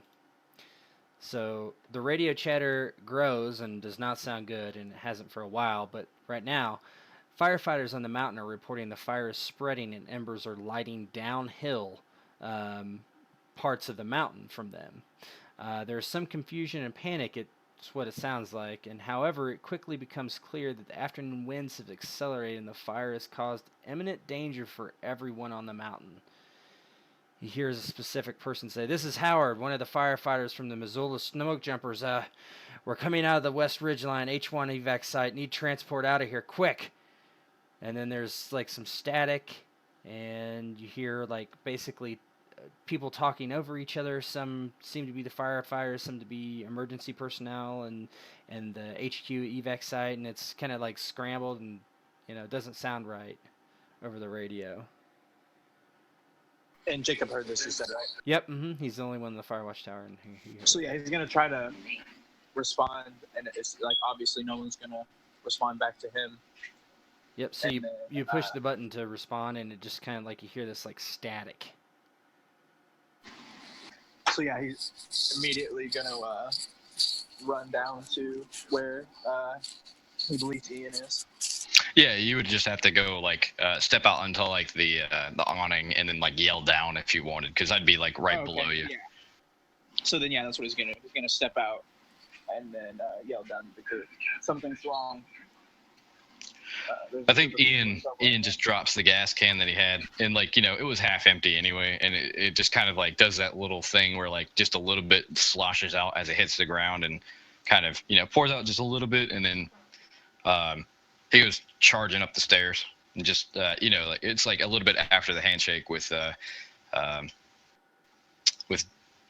Jack, and he's just it's not to be rude or anything, but Ian just charges up the stairs and gets towards the receiver to try to raise somebody. So you also try to raise somebody, and it's it's just like static. Ian will try it again for a second time, and then he realizes that obviously the radio is out. So what you hear this time is you hear basically, "This is Howard. We're coming out of the West Ridge Line, H1 evac site. Need transport." Yeah, so I think Ian will just like. And you know that you just know from everything that's going on, the H1 evac site is basically a ridge closer to where you are, probably on the periphery of the fire in that direction towards you. And Jacob would probably know a good way to get there, or would we all? You well, definitely it would probably you two be would. combined. Yeah, you two would Yeah, definitely. Ian just says, "Jacob, grab your shit. I'm gonna need your help." And Ian just like turns to run and grabs his like emergency like med kit basically. There is no like road transportation, right? Not up there. From here to there. Not. You're gonna have to hike it. Yeah. Yeah, I think he's gonna grab like he probably won't give his survival gear. He'll probably just get his emergency like medical bag. His like not full on EMT stuff, but like his I think I noted it in my gear. That's fine. Because I thought as a park ranger, if somebody broke their leg or some shit. Yeah, that's fine. Yeah, he just grabs the bag, and it's very obvious this is a medical bag, and he just starts charging down the stairs. And he gets down to where the thing is on the ground, and you can obviously the other two, you can obviously see that there's like a medical bag in his bag, or in his arms. It's like a big, huge duffel bag of medical stuff, and like on the way down, he grabs like the like a collapsible dolly, or I mean, a hand stretcher, basically. That would be sitting right next to the staircase.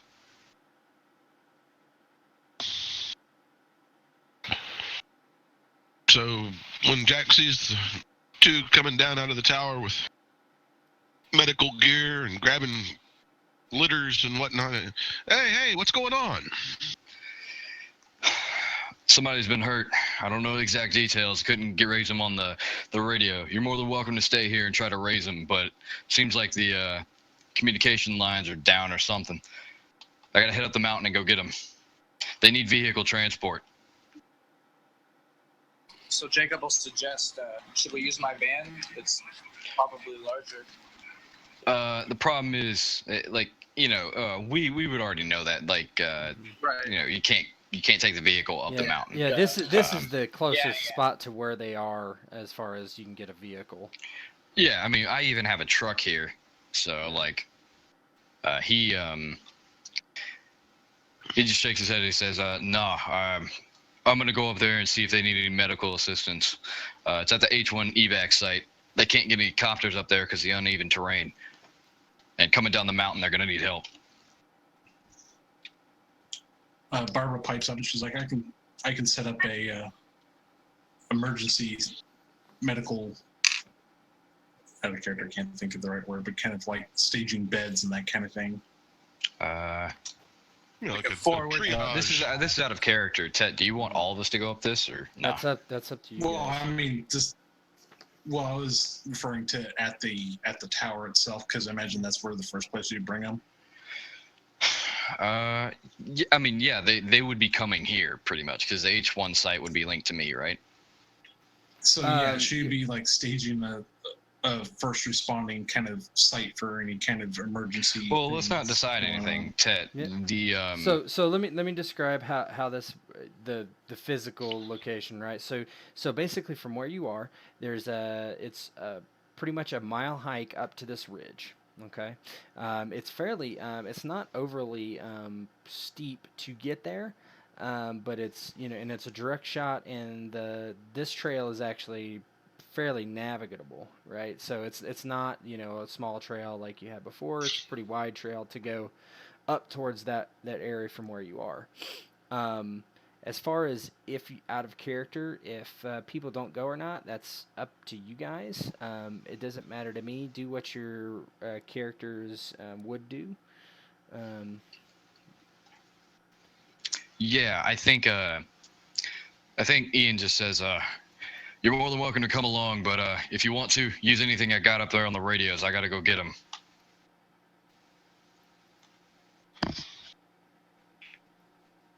And I couldn't get the radio to work. Are there like ambulances standing by because firefighters are currently active and stuff? Do you think? I mean, there are at the HQ site, which is not here. This is just like a smaller location. You're at his Firewatch tower.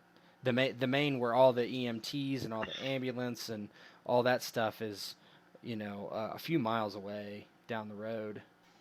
Mm-hmm. So who all's going with Ian then?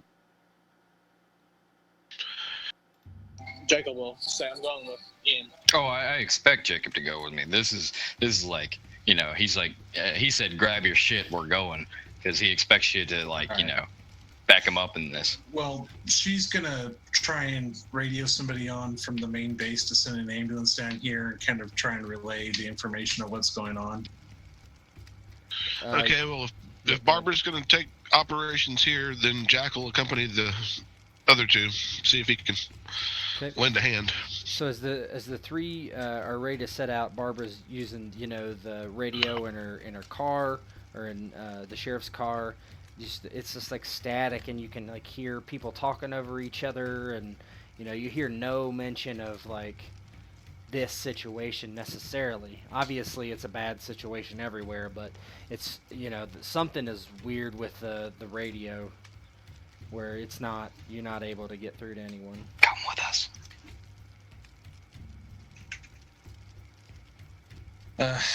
Yeah, she just, as they're getting ready to leave, she's like, Boss, I can't get through to anybody. They're talking over each other. It's impossible. So I think I know basic first aid. I should be able to assist in this. So she kind of takes the first aid kit out of the car and kind of tags along. Okay, that's fine. All right, so you head up the mountain. So you're heading up the mountain. You're heading up the trail as it's really getting smoky. It's burning your eyes as you walk up closer and closer to the evac site. Finally, you look kind of where the evac site is, and you see some commotion going on there, and then down the hill you just see this just huge billow of smoke and this roaring fire, the biggest fire you've ever seen, and it's only 200, 300 yards away from where you are. So basically what you see is you see one firefighter reaching down to another one and kind of trying to pull him up out of this little gully. And so, yeah, that's what you see. You see the firefighter on your left trying to help the firefighter on his right up. Oh, yeah, no, I just, Ian just is charging up the hill or wherever these guys are, and he's gonna, slide and grab this guy and pull him up. Okay, so you kind of slide in there, so you want to roll athletics strength. That I do.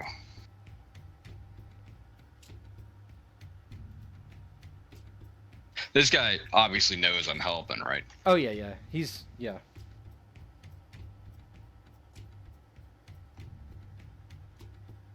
Okay, so it'd be strength and athletics.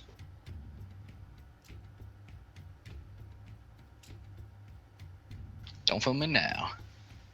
Okay. All right, 3 successes. So he's basically he's on this little steep gully, probably 5 feet or 6 feet probably deep, and he's trying to climb up, but his face is covered in soot, and you reach in and pull him up, and you can describe how you do that. So basically what happens is there was a good meter gap or so, and the guy, he was only trying to. It was the white guy that's getting pulled up, right? Yep. Mm-hmm. So what Ian does is the black guy had himself moored off this cliff, and he's trying to reach down and grab this guy with a rope, but the rope was just wasn't long enough, and Ian just takes off running up the hill and separates from the other two, and you guys can all see this maybe from an area of the cliff, and he slides partially off the cliff and bridges the gap with his body and grabs the guy's arm, and he does the thing where he pulls him with one arm, pulls him up to his height and puts him up there and helps him up first, and then Ian pulls himself up with the black guy's help. He grabbed the black guy's arm as he slid down to grab this guy. Yep. And so the white firefighter looks up and he's wipes the soot off his face, and he's like I didn't think anybody would come. And the guy that was helping him up, he's like, thanks, man, and claps you on the shoulder, and he's like, we got to get out of here. It's coming on us. And you can notice the fire is moving in your direction pretty quickly. Is there anybody hurt? He's like, we got split up. I don't know where anybody else is. And you just look towards the ridge, the evac site, and you don't see anybody. You just see smoke and flames everywhere. There's an audible shit. And he looks around and is you guys don't have any rescue gear, do you? Mask, anything? And damn it. The one guy up on the ridge, the bad guy, he's like, yeah, I've got my fire shelter, that's it. And the other guy's like, I don't know where mine is, and they're just shrugging. And then they're like, we gotta go, and they start to head, down. They're not waiting. They're heading Jack down. Catches one of them by the arms. Which way were the rest of your men? And they just shrug their head. They have no idea. I mean, yeah, Ian's gonna look for this fire shelter, the briefing thing, and maybe make some sort of makeshift smoke guard for his face out of some water and a cloth. if he Yes, can't find anything. So just so you know, a fire shelter is essentially a sleeping bag. Basically, they just duck in those things if they're like totally fucked. But yeah, there's nothing else. Like, I mean, you can take, you can have cloth enough to wrap your face if you wanted, but Yeah, I'll wet it down with some water, and I tell the other guys, or the other three, yeah, the other three, hey, Sheriff, I'm gonna go see if I can find anybody. If I'm not back in a couple minutes, just go. You can't stay up here with this smoke. Jack nods. All right. Yeah, and I'll set off, and I'll even roll a craft roll to do that if you want. no, that's fine. So you head kind of towards the fire a little bit, and you don't Yeah, see. and obviously I'm like yelling as loud as I possibly can to get people to come on. Yeah, you're screaming, and all you hear is the crackle of the pine trees and everything being burnt to a cinder, and the smoke is just so heavy, you really can't see anything or go any further. You don't see anyone. Yeah, he just shakes his head and he's like, "Fuck," he moves on. All right, so He comes running back, and yeah, as you're running back, you catch up with the others who are also running. Or almost running as much as they can on this trail. And as you're going, the fire is like now probably 50 feet behind you, and the firefighters are running with you, and the larger black firefighter trips and falls, and kind of falls off the side of the trail, and he hits this tree, and kind of is like appears to be dazed. yeah, can I actually do a heroic effort here? So you're going to you can spend willpower to do what? I want to attempt to catch him before he falls, if that's all right. Unless you've already set the scene. No, go ahead. So just same athletics roll. I mean, don't let me stop you guys from wanting to do the same. If you want to do something, I'd rather you guys do it. But No. She's a cop, not a firefighter. I'm running. Say that again. She's trying. Yeah, Jacob would just be running. He would. so the heroic effort, I believe. Let me look at the thing I have to do. It's not the +3 action, right? No, that's heroic effort. Yeah, but so heroic effort is when you spend 3 willpower and add to your roll. That's a heroic effort. I have to spend 3, or is it 1? Well, you spend 1 willpower for 3 dice.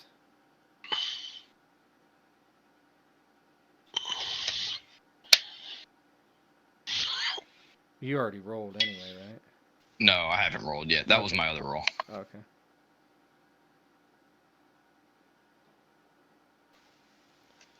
Oh, jeez. All right. So well, you would roll those again if you wanted to, but which is it doesn't really matter. I mean, it would just make it better. Yeah. So as he's following you, so you're gonna lose 1 willpower. Oh, you can fill 2. Describe it how you want. So maybe he falls actually, and falls and hurts himself or something. Yeah, let me think about this. So he falls, and he lands against a tree, as I said, and as that happens, you notice all these embers fly over top of you and like spark the ground right next to him on fire.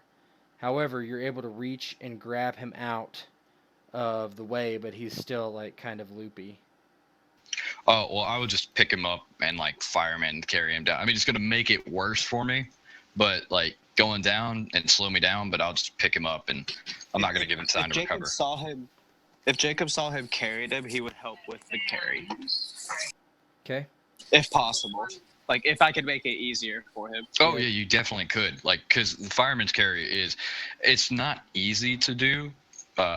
Definitely it's not, especially to another full-grown man. Yeah, he's as big like this as you guy will too. be. Yeah, he's a big dude. Yeah, like he's It wouldn't be easy. It would definitely slow me down, but it would be a lot easier if I was like, over the Then, shoulder yeah. walking with this guy. He's definitely gonna help.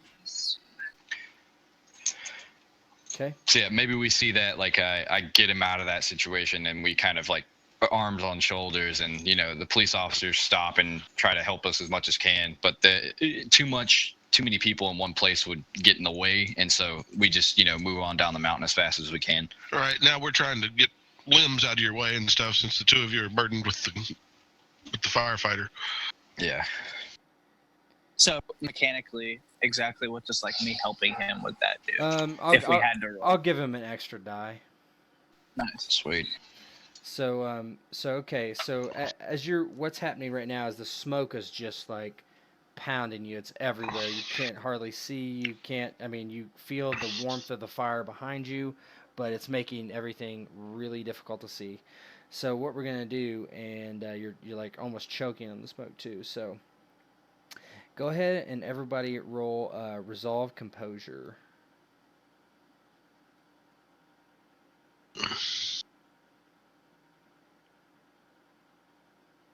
With no bonuses or negatives.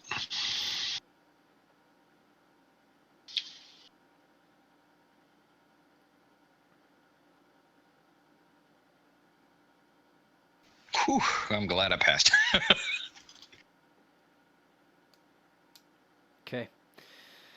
So as you're heading down, everybody seems to be making a good time, except you notice the sheriff is kind of lagging behind him and the other firefighter, and they're both coughing and wheezing and not moving quite quick enough. So are you guys going to separate from them or stay with them? How No, does the no. firefighter look now? No. The one- I'm gonna actually. How good's your strength, Jacob? I look fairly strong for my size, but I'm small, so yeah. No, he's Okay. But your like attributes strength Two. though. You're at 2. They are Yeah. connected. So am I. So I think Ian looks to the Barbara and Jacob, and he passes the man's shoulder who's like loopy to Barbara, and he says, "Keep going. Don't stop. You're gonna choke to death if you stay up here. All right? Keep going. I'll get the other two." That's fine. I just keep carrying them along as best I can. And Ian will turn around and do what he can for these individuals. Yeah, see, like what you see, you're maybe in the smoke or something, and you see like Ian just like emerge from the smoke, kind of running through. He's got his cloth over his face, and he's holding it as close as he can, and he he comes running up to you, to the sheriff, and he like kind of tries to drape you over, like not football check you, but he basically kind of like drapes you over his shoulder, almost, like and he does the same. Same Jack's kind of pushing you towards the firefighter. Like, get that guy first. Get that guy first. Yeah. So. Okay, so basically you go back and you're able to get Culpepper and the fireman who's named Tom. So you're kind of like helping them lead him out, and while you're doing that, the guy in the front like looks at Barbara and he shakes his head and he's like, "Where's Tom? Where's Tom?" And basically just bolts back up the mountain. Jesus Christ, dude. Come on. Quit being a jackass. Can I do like can I try to convince him not to? I just saved somebody before. Let me do my job. Stop being a jackass. I thought did you go back with Ian? You did not, right? No. He handed the dude off to you Barbara can try to and I. convince him. So basically he is in a panic. So you can roll. Let's see. Well, how do you role play it first of all? He would basically just be like, We need the Ian pretty went- person to Ian went back talk for him it. down. Yeah, if Okay. he wants to. No, you've already declared it, so. No, go ahead. Yeah, she would be anyways. He'll basically just be like, Ian went back for him. He'll definitely be fine. We got to get out of here. So go ahead and roll manipulation and persuasion. So basically, okay. So this is a good. So good I thing don't to- even know if I can then. Yeah, Because so I have a 1 manipulation and minus. It'd Right. be a -1. So You this- always roll 1. Yep. So this is what's called a chance roll. If you ever at any point have 0 dice, you can always roll. Now, failing usually indicates something bad on a chance roll, but Can I use the willpower? yes, to you absolutely can. You avoid totally this? So you And you can also get assisted by someone if they And want. how does the willpower So the work? willpower works is you have a finite amount of willpower, which is down on your character sheet towards the bottom. It's not a big deal. Yeah, I was Um, looking for it. yeah, it's like spending a destiny point if you think in Oh, okay, I Song of see Ice it. and Okay. Fire. So basically, what it does is gives you 3 extra dice. So you started. So before we roll, and were some penalties to this as well. So for him being in a panic, it would be a -2 penalty. So you're still only going to roll 1 dice in this situation. So I don't suggest using it. Okay, and you can only burn 1, or I could only Yeah. use 1. Yeah, you can only use 1 and for a single roll. Okay, so But I'll Chris just do might the be able to chance help you in this situation too. Yeah, but- I'll let Chris give a die bonus if he based on do roleplay. I actually get to roll or? No, you would just role play what you say, and then so he can roll 2 dice instead of 1 if he uses his willpower. Or do the chance roll. Let's just do the chance roll just to Okay. do it. Yep. Let's do the chance roll.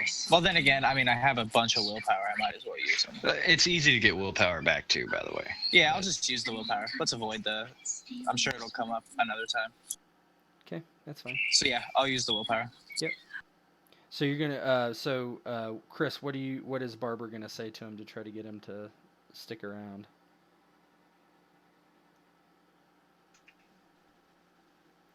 She would kind of take on an authoritative tone, and she's like, "Sir, right now, I am taking jurisdictional authorization for, whatever police mumbo jumbo and saying, you're coming with me, or else I'm going to have to handcuff you if I have to. But we are not going back that way." Okay. And so what does Jacob say? Oh man, that's exactly the situation where you could use your badge too. God. Oh, he already said. Okay. Yep. So you're basically saying Ian's going to bring everybody. Yeah. in. All right. So go Yeah. ahead and roll 2d10.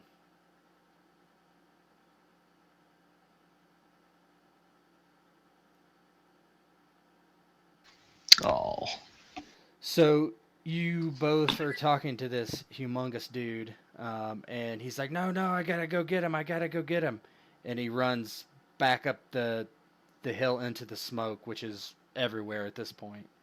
And so Ian is bringing the other 2 out, and in a couple, minutes, Ian, Tom, and the sheriff come out, but not with the other firefighter. God damn it. I spent a fucking willpower for that too. Fucking asshole. So as soon as we see him, Jacob will yell out. The other firefighter ran back. Yeah, I think Ian just literally just like drops the other firefighter and runs back into the fog. Okay. So you head back up. Anybody going with him? I mean, it is. Yeah, Jack sputters and coughs a little bit, turns and follows Ian back into the. No. Like if you turn to even start to follow him, he'll just like over his shoulder yell at you, "Go down the damn mountain." Yeah, and Barbara will even hold on to kind of Jack's collar, and she's like, "Come on, boss, we got to get back down there. You're only gonna get more barbecued up there. You're already a big piece of jerky.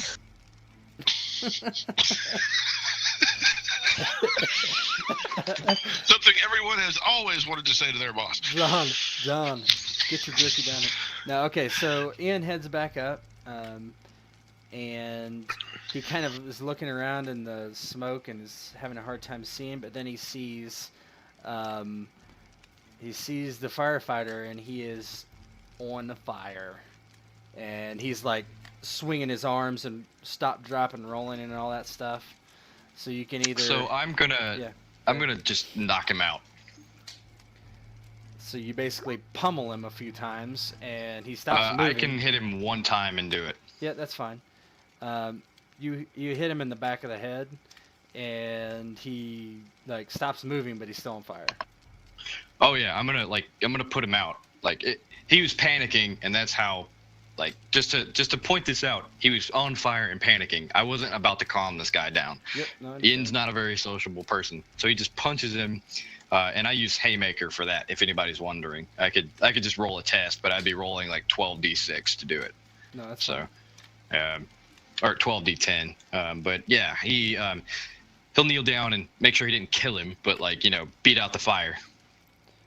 Yeah, he seems alive. His breathing is a super labored, probably just from the 3rd-degree burns on his back and head and stuff. So you're gonna scoop him up and try to go? Oh yeah, it's full on over my shoulder and walking out as best I can. All right, so the fire is on your ass now. So I want everybody to roll dexterity athletics. So Ian has a -2 to his All right. roll. Ian has a -2, and everybody else has a -1. And what is this? This is dexterity plus athletics. This is basically. Can I do you getting heroic down effort the hill. again? Can you do what? Say that again. Heroic effort again. Yep, you sure can. It's okay if I can't. You can. Actually, it's supposed to be once per scene. So actually, no. Okay. Dexterity. Oh, shit. So this would actually bring me down to a 2 because I don't have anything in athletics. Yep, and then your athletics is a negative whatever, right? Yeah, well, I don't have anything in it, so it'd just be straight up my dex, basically, -2. Well, no, you also have, if any time you use a skill that is untrained, you get a negative based on what that skill tells you the negative is. Okay, I succeed. Well, it's negative. It's -1 for unskilled. So Well, I have one success. Oh yeah, you're right. I'm Sounds sorry. right. Yep. Okay. Yep. I know what you mean. Gotcha. All right. And- From them what he needed, cash, credit cards. Is it 10 extremely better than a 9, or is that still just? If you were doing combat, you would roll another die. But right now, it's just one success is good. So did everybody roll? I think we're just waiting for Jack. Yep. Okay. So everybody's hustling down the mountain, and Ian has this burnt firefighter over his shoulder, and Barbara actually trips, and flame just catches her leg on fire, the back of her pants, and burns her. So you're gonna take 5 fire damage. Okay. So fire damage is lethal. Oh shit! So what you have a Kevlar? We'll just say you have your Kevlar on. It's fine, or not even. It doesn't really matter. You have clothing enough to basically dampen one of the damage. So what we're going to look at here is if we look at your character sheet, and if you go down to the health section, and everybody can look at their character sheet to kind of see how it looks. And I've preset this up for everyone. Okay, so the way you do this is you fill your health dots from left to right. Fire damage is a lethal damage type. So without going into the entire rules about damage, which is in your handouts that you can look at later, essentially if your boxes fill up with lethal damage, you die. Okay, or you don't necessarily die immediately, but you die within how many minutes of health you have. Barbara has 6 health, so she will fill from left to right lethal damage, and I'm doing this to her. No one else can probably see it right now, but I'm filling 4. So basically, what I did, she took 5 damage, minus 1 armor, which everybody has. Basically, their heavy clothes is 1, takes off every time. So the fire gave her 4 damage. She has 2 left. So basically, the fire just like erupts up her back and burns her clothes, and she's now on fire as well. Okay, yeah. So that changes some things. Is like Tom near me? I didn't see he rolled. No, he just automatically is okay right now. Mm-hmm. Okay,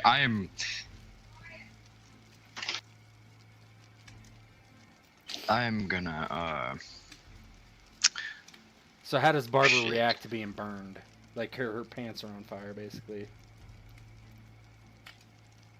Actually, believe it or not, she acts angry. She's kind of like screaming, "I'm not a goddamn firefighter! Why the hell are we out here?" You're on fire. You wouldn't be angry. You'd be screaming. Yeah, probably. Well, she is screaming. She's screaming that.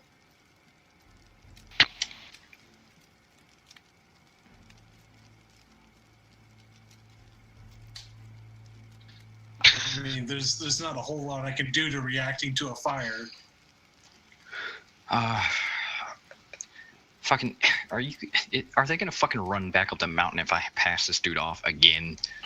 No, I don't think they're gonna. I mean, this dude is like passed out. I mean, I don't think Tom ever had any. I think that the guy went up for Tom, right? But Yeah, okay, so I'm gonna pass this guy off as fast as I possibly fucking can to Tom and Jacob. And I'm going to tell them if they don't get off, or here we go. This is what I say.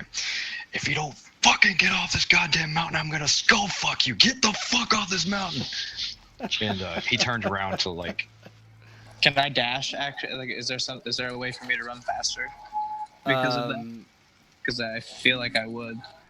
not really. Not in this. You can you can keep moving. No, but Yeah, so I am as fast as I can. And yeah, I mean, Ian will, for the 3rd time, go back into the fucking smoke and deal with this bullshit. And so basically, he will turn around. Barbara's right right next to you, right? She's not falling. I mean, she's like on her knees, let's say. But Yeah, I will quickly try to pat her out as fast as I can with maybe Jack as well. Yep. so why don't you both roll? What do you think is dexterity and survival or something like that? Ooh. God damn it! Why you gonna make this so hard for me? That's the one I'm good at. Well, Chris, you don't roll. This is for the people who are trying to put you out. Well, you could do it. You can roll it too. That's fine. That's only -1 opposed to the -2.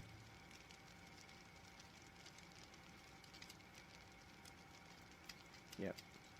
So nobody else really needs a roll, but so Ian and Jack both are able to get the fire out pretty quickly, and so basically you are the fire's out, but you guys, the fire is basically all around you, like on each side. Yeah, and Ian, he will just bend down and like scoop up Barbara in like the front carry, basically, where like, arms behind shoulders and in between the knees, and just pick her up and start running. Okay, so let's so Jacob, go ahead and roll. You rolled dexterity athletics -1. Everybody, Ian is going to roll stamina athletics -3. Jesus And Christ. Rob is going to roll stamina athletics -2. And I can't use another one for now, right? You cannot use another willpower. Nope. So okay, I'm being carried right now. Do I roll that? Nope. No. And All so right, good. Rob has not used his willpower, so he could. So that would give you 3 extra dice. So basically, instead of having -2 dice, you have +1 dice.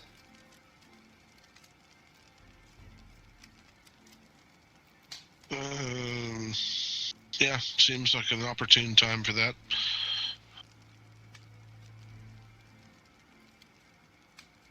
And so that gets tracked in willpower lost. Yeah, don't worry about it because it'll replenish.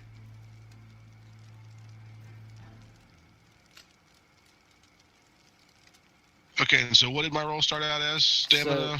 Stamina, let me look. Sorry, stamina athletics. And then you'll be have 1 extra die to that.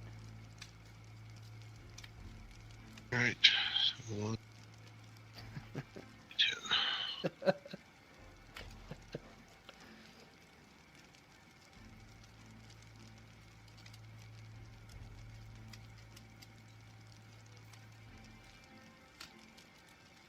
Okay.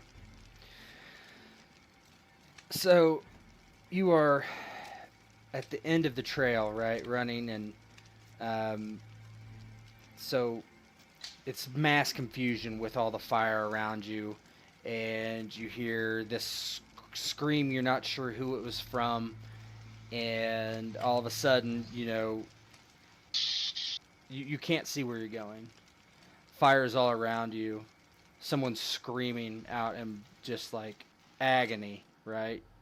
There's no words, just high pitched yelling, and then all of a sudden you feel this like there's all heat all over your body, and then all of a sudden nothing, complete coolness as this like clay-ish color just like drops right on top of you, and and what it is retardant, right?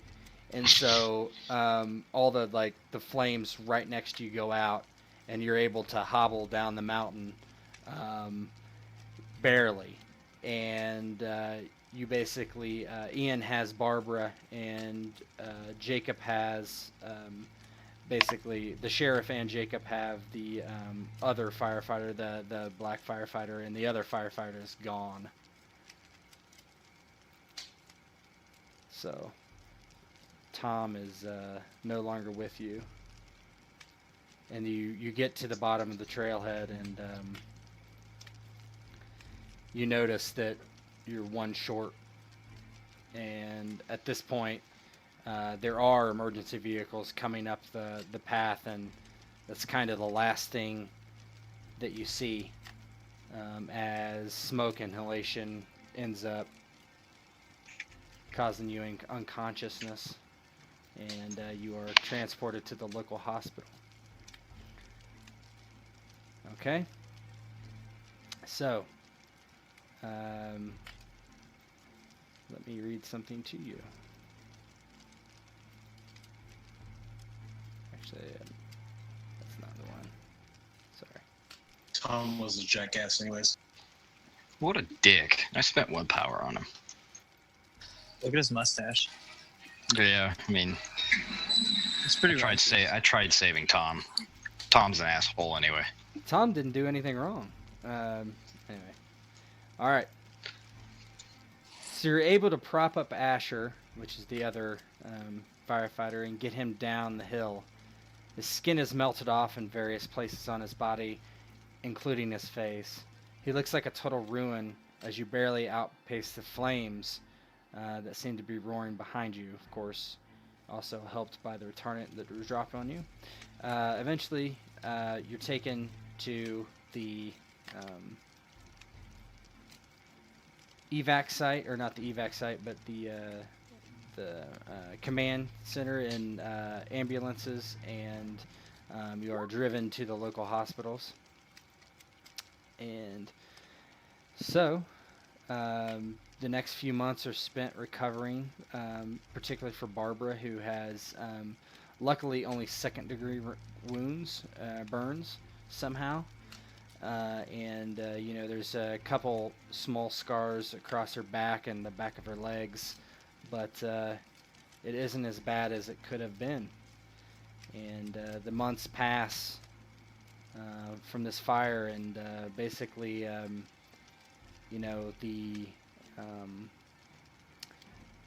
it's known as the South Canyon Fire afterwards, and 14 firefighters die that day.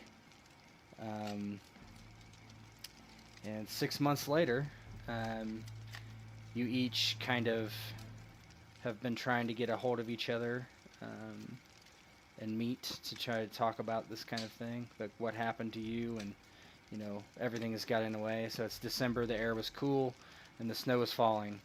Hikers turned to skiers, and the busy season for Glenwood Spring was now underway. The four of you promised to get together over and over again. You had shared something that day on Storm King Mountain. It was emotional and painful.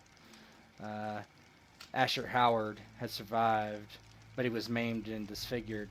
And Tom Mason, the other firefighter you tried to save, had died. The man was from somewhere in California, but moved to Glenwood Springs after, actually. He was released from the hospital in Denver, where he had stayed for 4 months. He had visited each of you, thanking you for what you had done for him, but you could tell it would be a hard life for him. He bought a decent house with the insurance money, but he mostly kept to himself. So what have you guys been doing over the last 6 months after what happened? Go ahead and start. Let's start with Barbara. Well, despite the fact she's now got a paralyzing fear or a phobia of fire now, because she did nearly burn to death, or at least, she thought she was going to burn to death.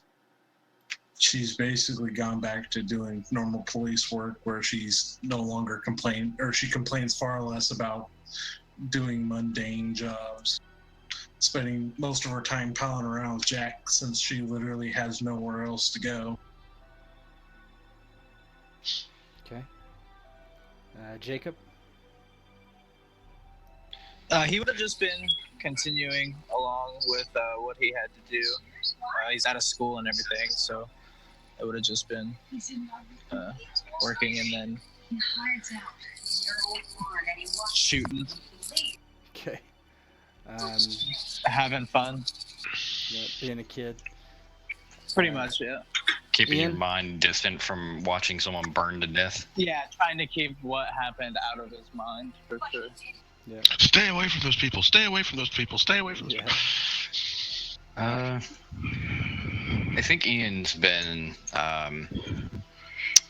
He probably lost his fire tower in that, and he's probably been relocated to a different one in that event. And he spent these last few months, because he wasn't necessarily harmed by it, but he looks at like Tom's death as kind of like a bad stain on him, and maybe in the limelight of whatever, he received some sort of reward or some shit for rescuing people off the mountain or something like that. Yeah, you're all given the civilians are given a civilian accommodation, and the police and the park ranger are given whatever accommodations would be fitting for their,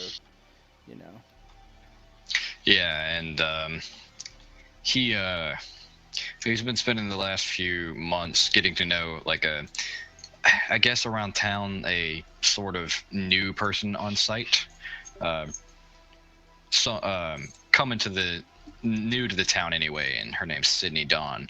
And he's been recently just seen inside of town like that, but he's been thinking back to the days before the fire, and thinking about the cave more and more these days as the winter draws nearer, and the events leading to the Great Fire, wondering if he could have done anything to have changed the events. Okay. Sheriff? Jack's been going about the day-to-day affairs of being sheriff of Garfield County. Of course, we just had the big election. He managed to squeak by, win the job again. The job that no one wanted. Basically, one of the reasons why Sheriff Culpepper won was his bravery on Storm King Mountain. That was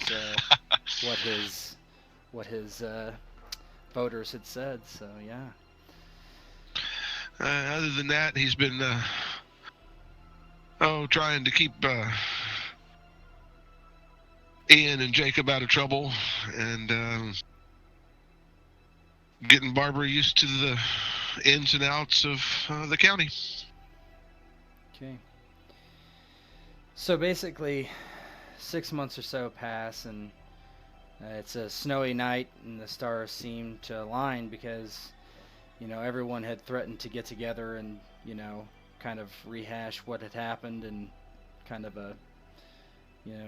get it off their chest sort of way. And you drive out to this kind of remote bar, kind of sneaking Jacob along.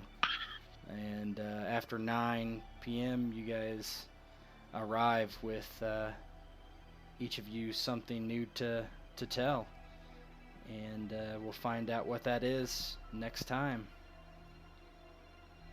On Dragon Ball Z. Oh boy. Not exactly spooky enough.